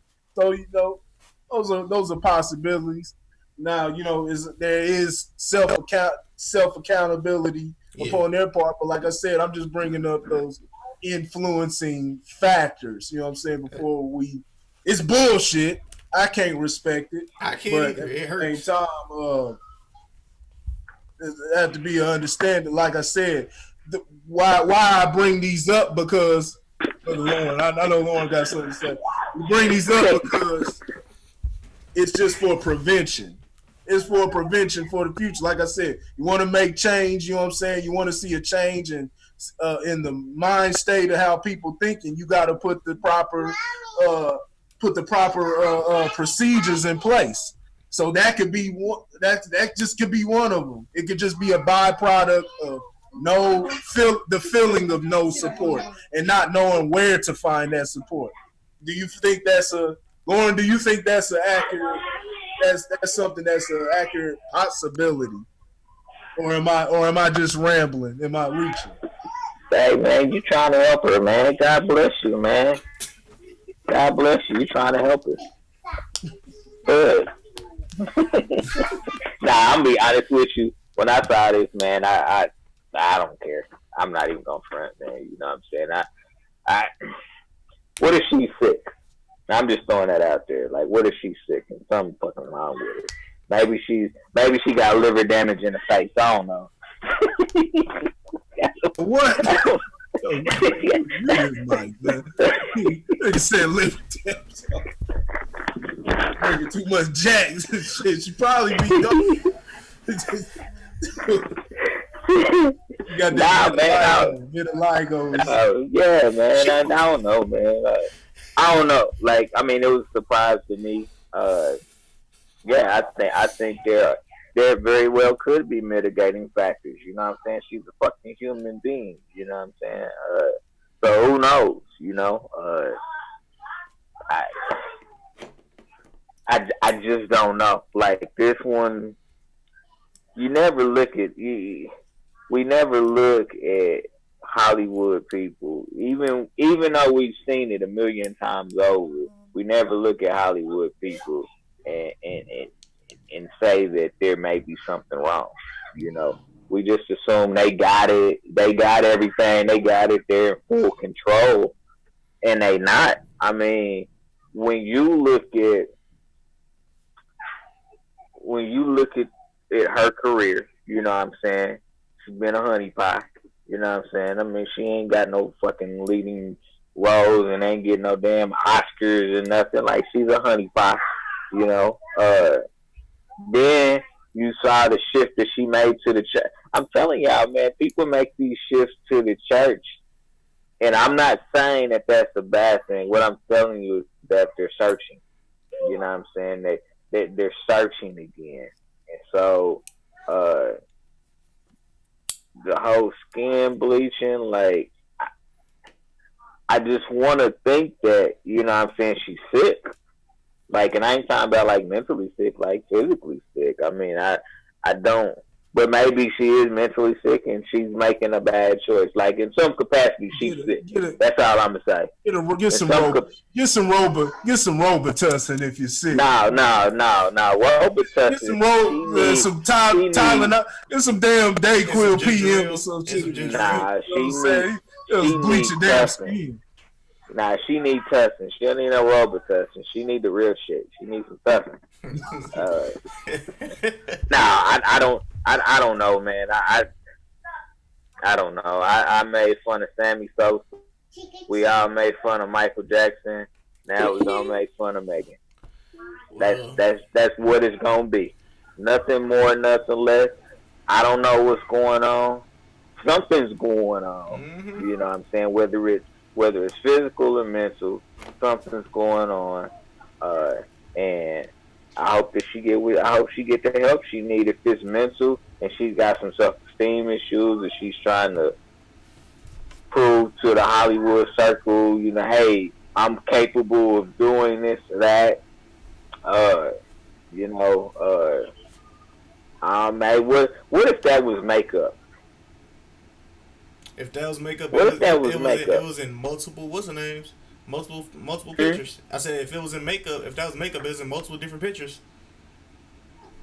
What I'm saying is, like, I would hope so. For my that's her new look. Like she's putting on a whole bunch of makeup to change the complexion of her skin. Now, show me a picture. Show me a picture of her whole body looking like that. Like if that's just her face, what if it was just makeup? Seriously. I was about to say I posted that picture on my Facebook page, and then my brother. But it was just her. It was just no, her face, though, wasn't it? In the what's the name? My brother posted a full body picture. Ah, okay. I had to go look at it. Like I said, she's either physically ill or mentally ill. That's where I'm gonna leave it. Dealing with the skin lightening, man. Let's just make sure that we practice and love. Get off the superficial shit, like the stuff that's been like Kanye talked about, the poison that's been pumped to us, the poisonous type of content that's been pumped to us to self love, though, as if the shit is normal. You know what I'm saying? You teach self love. That's the learning how to love it. Self love is, you know what I'm saying? Learn to love yourself when you have a support system. So when you seeing general support and general love and getting, like I said, and getting out of what the fuck you see on TV, you know what I'm saying? And I'm even hearing, and I'm hearing young girls, man, talking about 6, 7, dog, talking about I want to be light skinned. Now look, Keisha over there, she already light skinned. No, it wasn't her.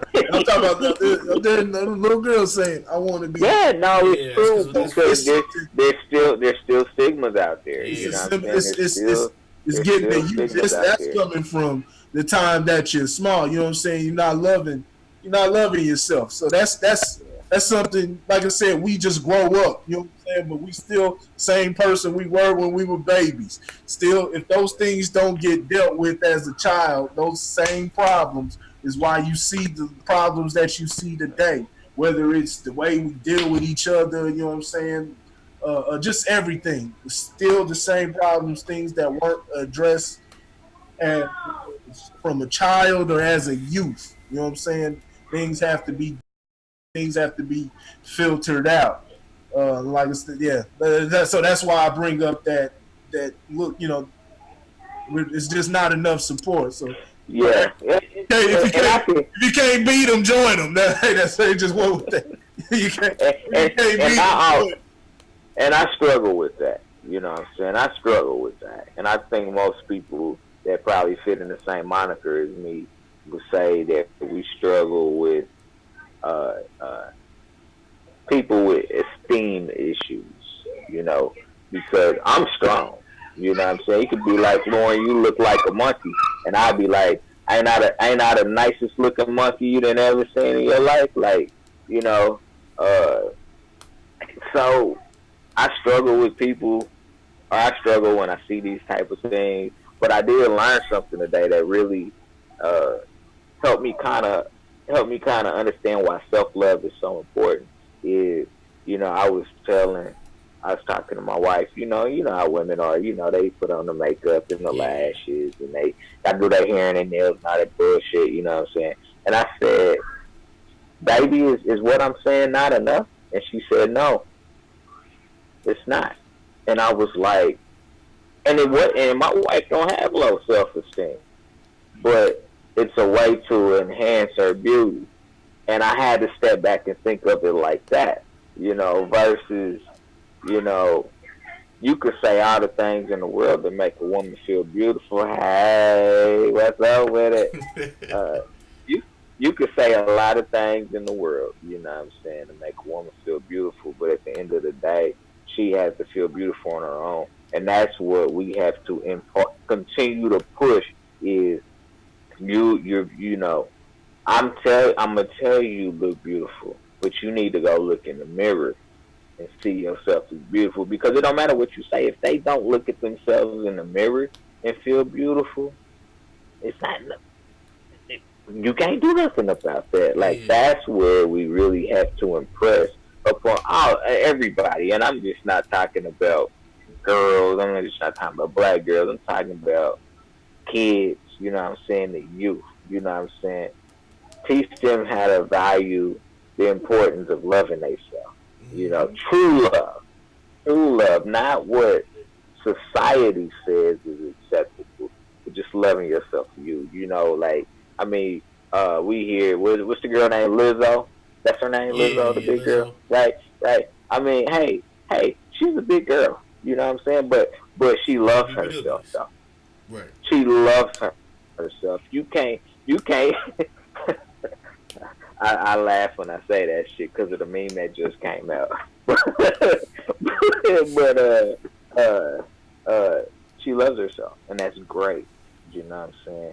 We need more of that. We need more of that. People that will not allow other people to tear them down with words. You know what I'm saying? With negativity about imperfection about themselves. You know what I'm saying? Like that's so important. Y'all see that meme? No, I know I ain't right, but did y'all see that meme No, what did it say? with Fred Sanford? It's playing herself. Cause you know she said I'm 100% bad bitch, Oh right? yeah. I heard about that. You see, I know I ain't right, but this shit's funny. Diabetes. I'm going to hell. I quit. Oh. Yeah, shit. You know, gotta keep No, but about that. I Yeah, still love you though, that's what Lizzo. it's about. It's about loving your damn self. Hell A lot yeah. of people Loving like, yourself, man. why are they having this whole thing? Why are they promoting BBWs and things like that? It's not promoting the lifestyle because you got to change that. You want to be as Mm-hmm. healthy as possible, but just because you're skinny don't mean Get healthy. you're healthy. You know what I'm saying? But more times than not, when you larger size, you're at an unhealthy, you know what I'm saying, unhealthy weight or whatnot. So My thyroid, but man. it's Quit not hating. about that. It's not about the health. It's about still My loving you, thyroid, man. huh? Thyroid, man. It's my thyroid, man. That should be acting All up, right, man. thyroid problem, right? Like Big Pun. Yeah, it's just it's about you gotta love yourself because I mean shit, you start coming down on yourself and things like that, it just gets worse. It'll get worse, and then you really be unhealthy and things like that. So feeling good about yourself is deeper than just hey, I like what that's It's health it's also. That it's affects the deeper. It's physicals and deeper things than the else. physical. It's deeper than the physical, man. Loving yourself is much deeper than physically. You know what I'm saying? Yeah. It's because we're a physical body. You know what I'm saying? But we're also a soul, a spirit. Like you gotta. Uh, Never mind. Another show. Another show. We be on here for another fucking hour. Another show. Yeah, man. Like they said, man, just love yourself, man. So that goes for the Yeah, BBWs. shit. That goes for the I wish I was vitiligo. a little bit taller. I wish I was a baller. Hey Yeah, man, come yeah. on, man. So you're ready to close this thing out? Who trying to close it out? Man, look, man. I close it out, man. I Wish wanna you grab something off the top of the refrigerator, man. hey, hey, hey man, I might be short, boy, but shit, I dunk on that. I dunk on that 8 foot something serious, boy. You better watch out. Shoot, I'm Vince Carter on the 8 foot, boy. You better watch out.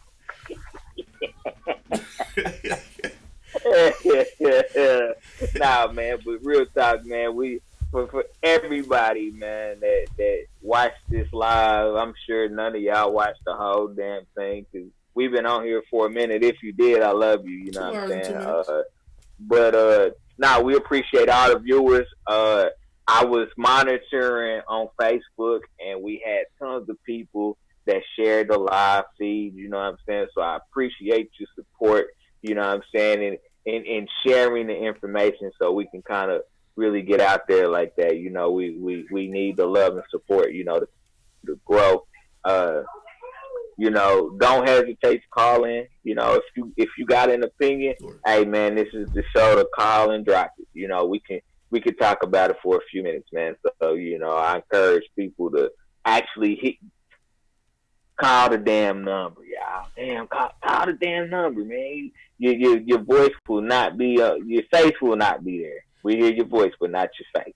Okay, I just want to add one more thing to that. And if you do call the number, please make sure you're and you call it when the show is done and over with. Please make sure to leave a message, bro. Just leave a message, Cause honestly, I'll be at work. Don't leave no damn message. We want to hear what you got to say right now. Oh, I'll be at work. I can't do all that. You can leave you can leave a message if you want to. Your mic's on mute. See, he over there talking. Don't know his goddamn mic's on mute.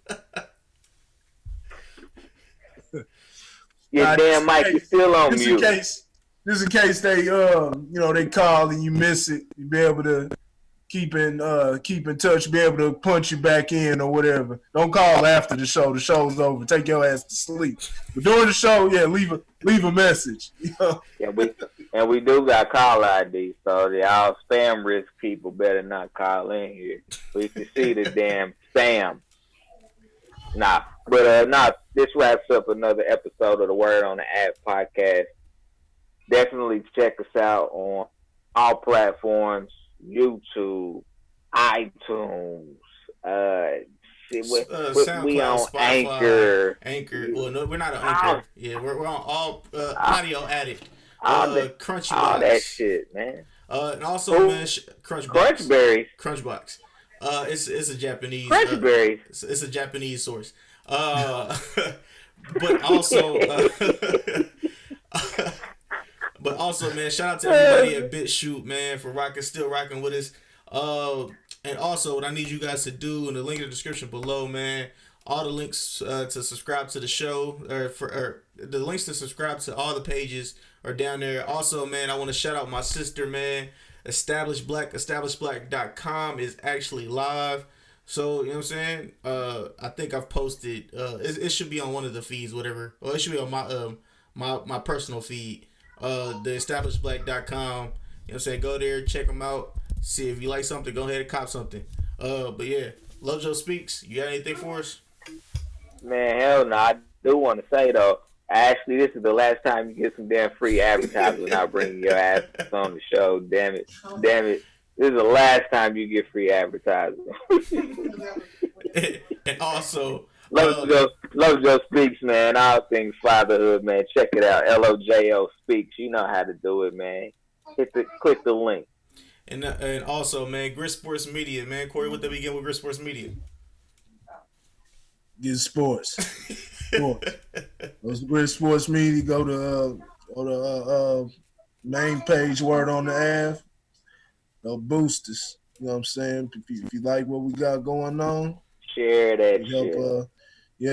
Help us get the word out there. And that, man, I'm about to go to the gym, man. Tell your grandmama about me. He ain't going to the gym. He's going to get some Popeyes. With little Keisha at? I wish. I'll get little Keisha. Where little Keisha at? Dude, I wish I get Popeyes, man. Yeah, man, I ain't.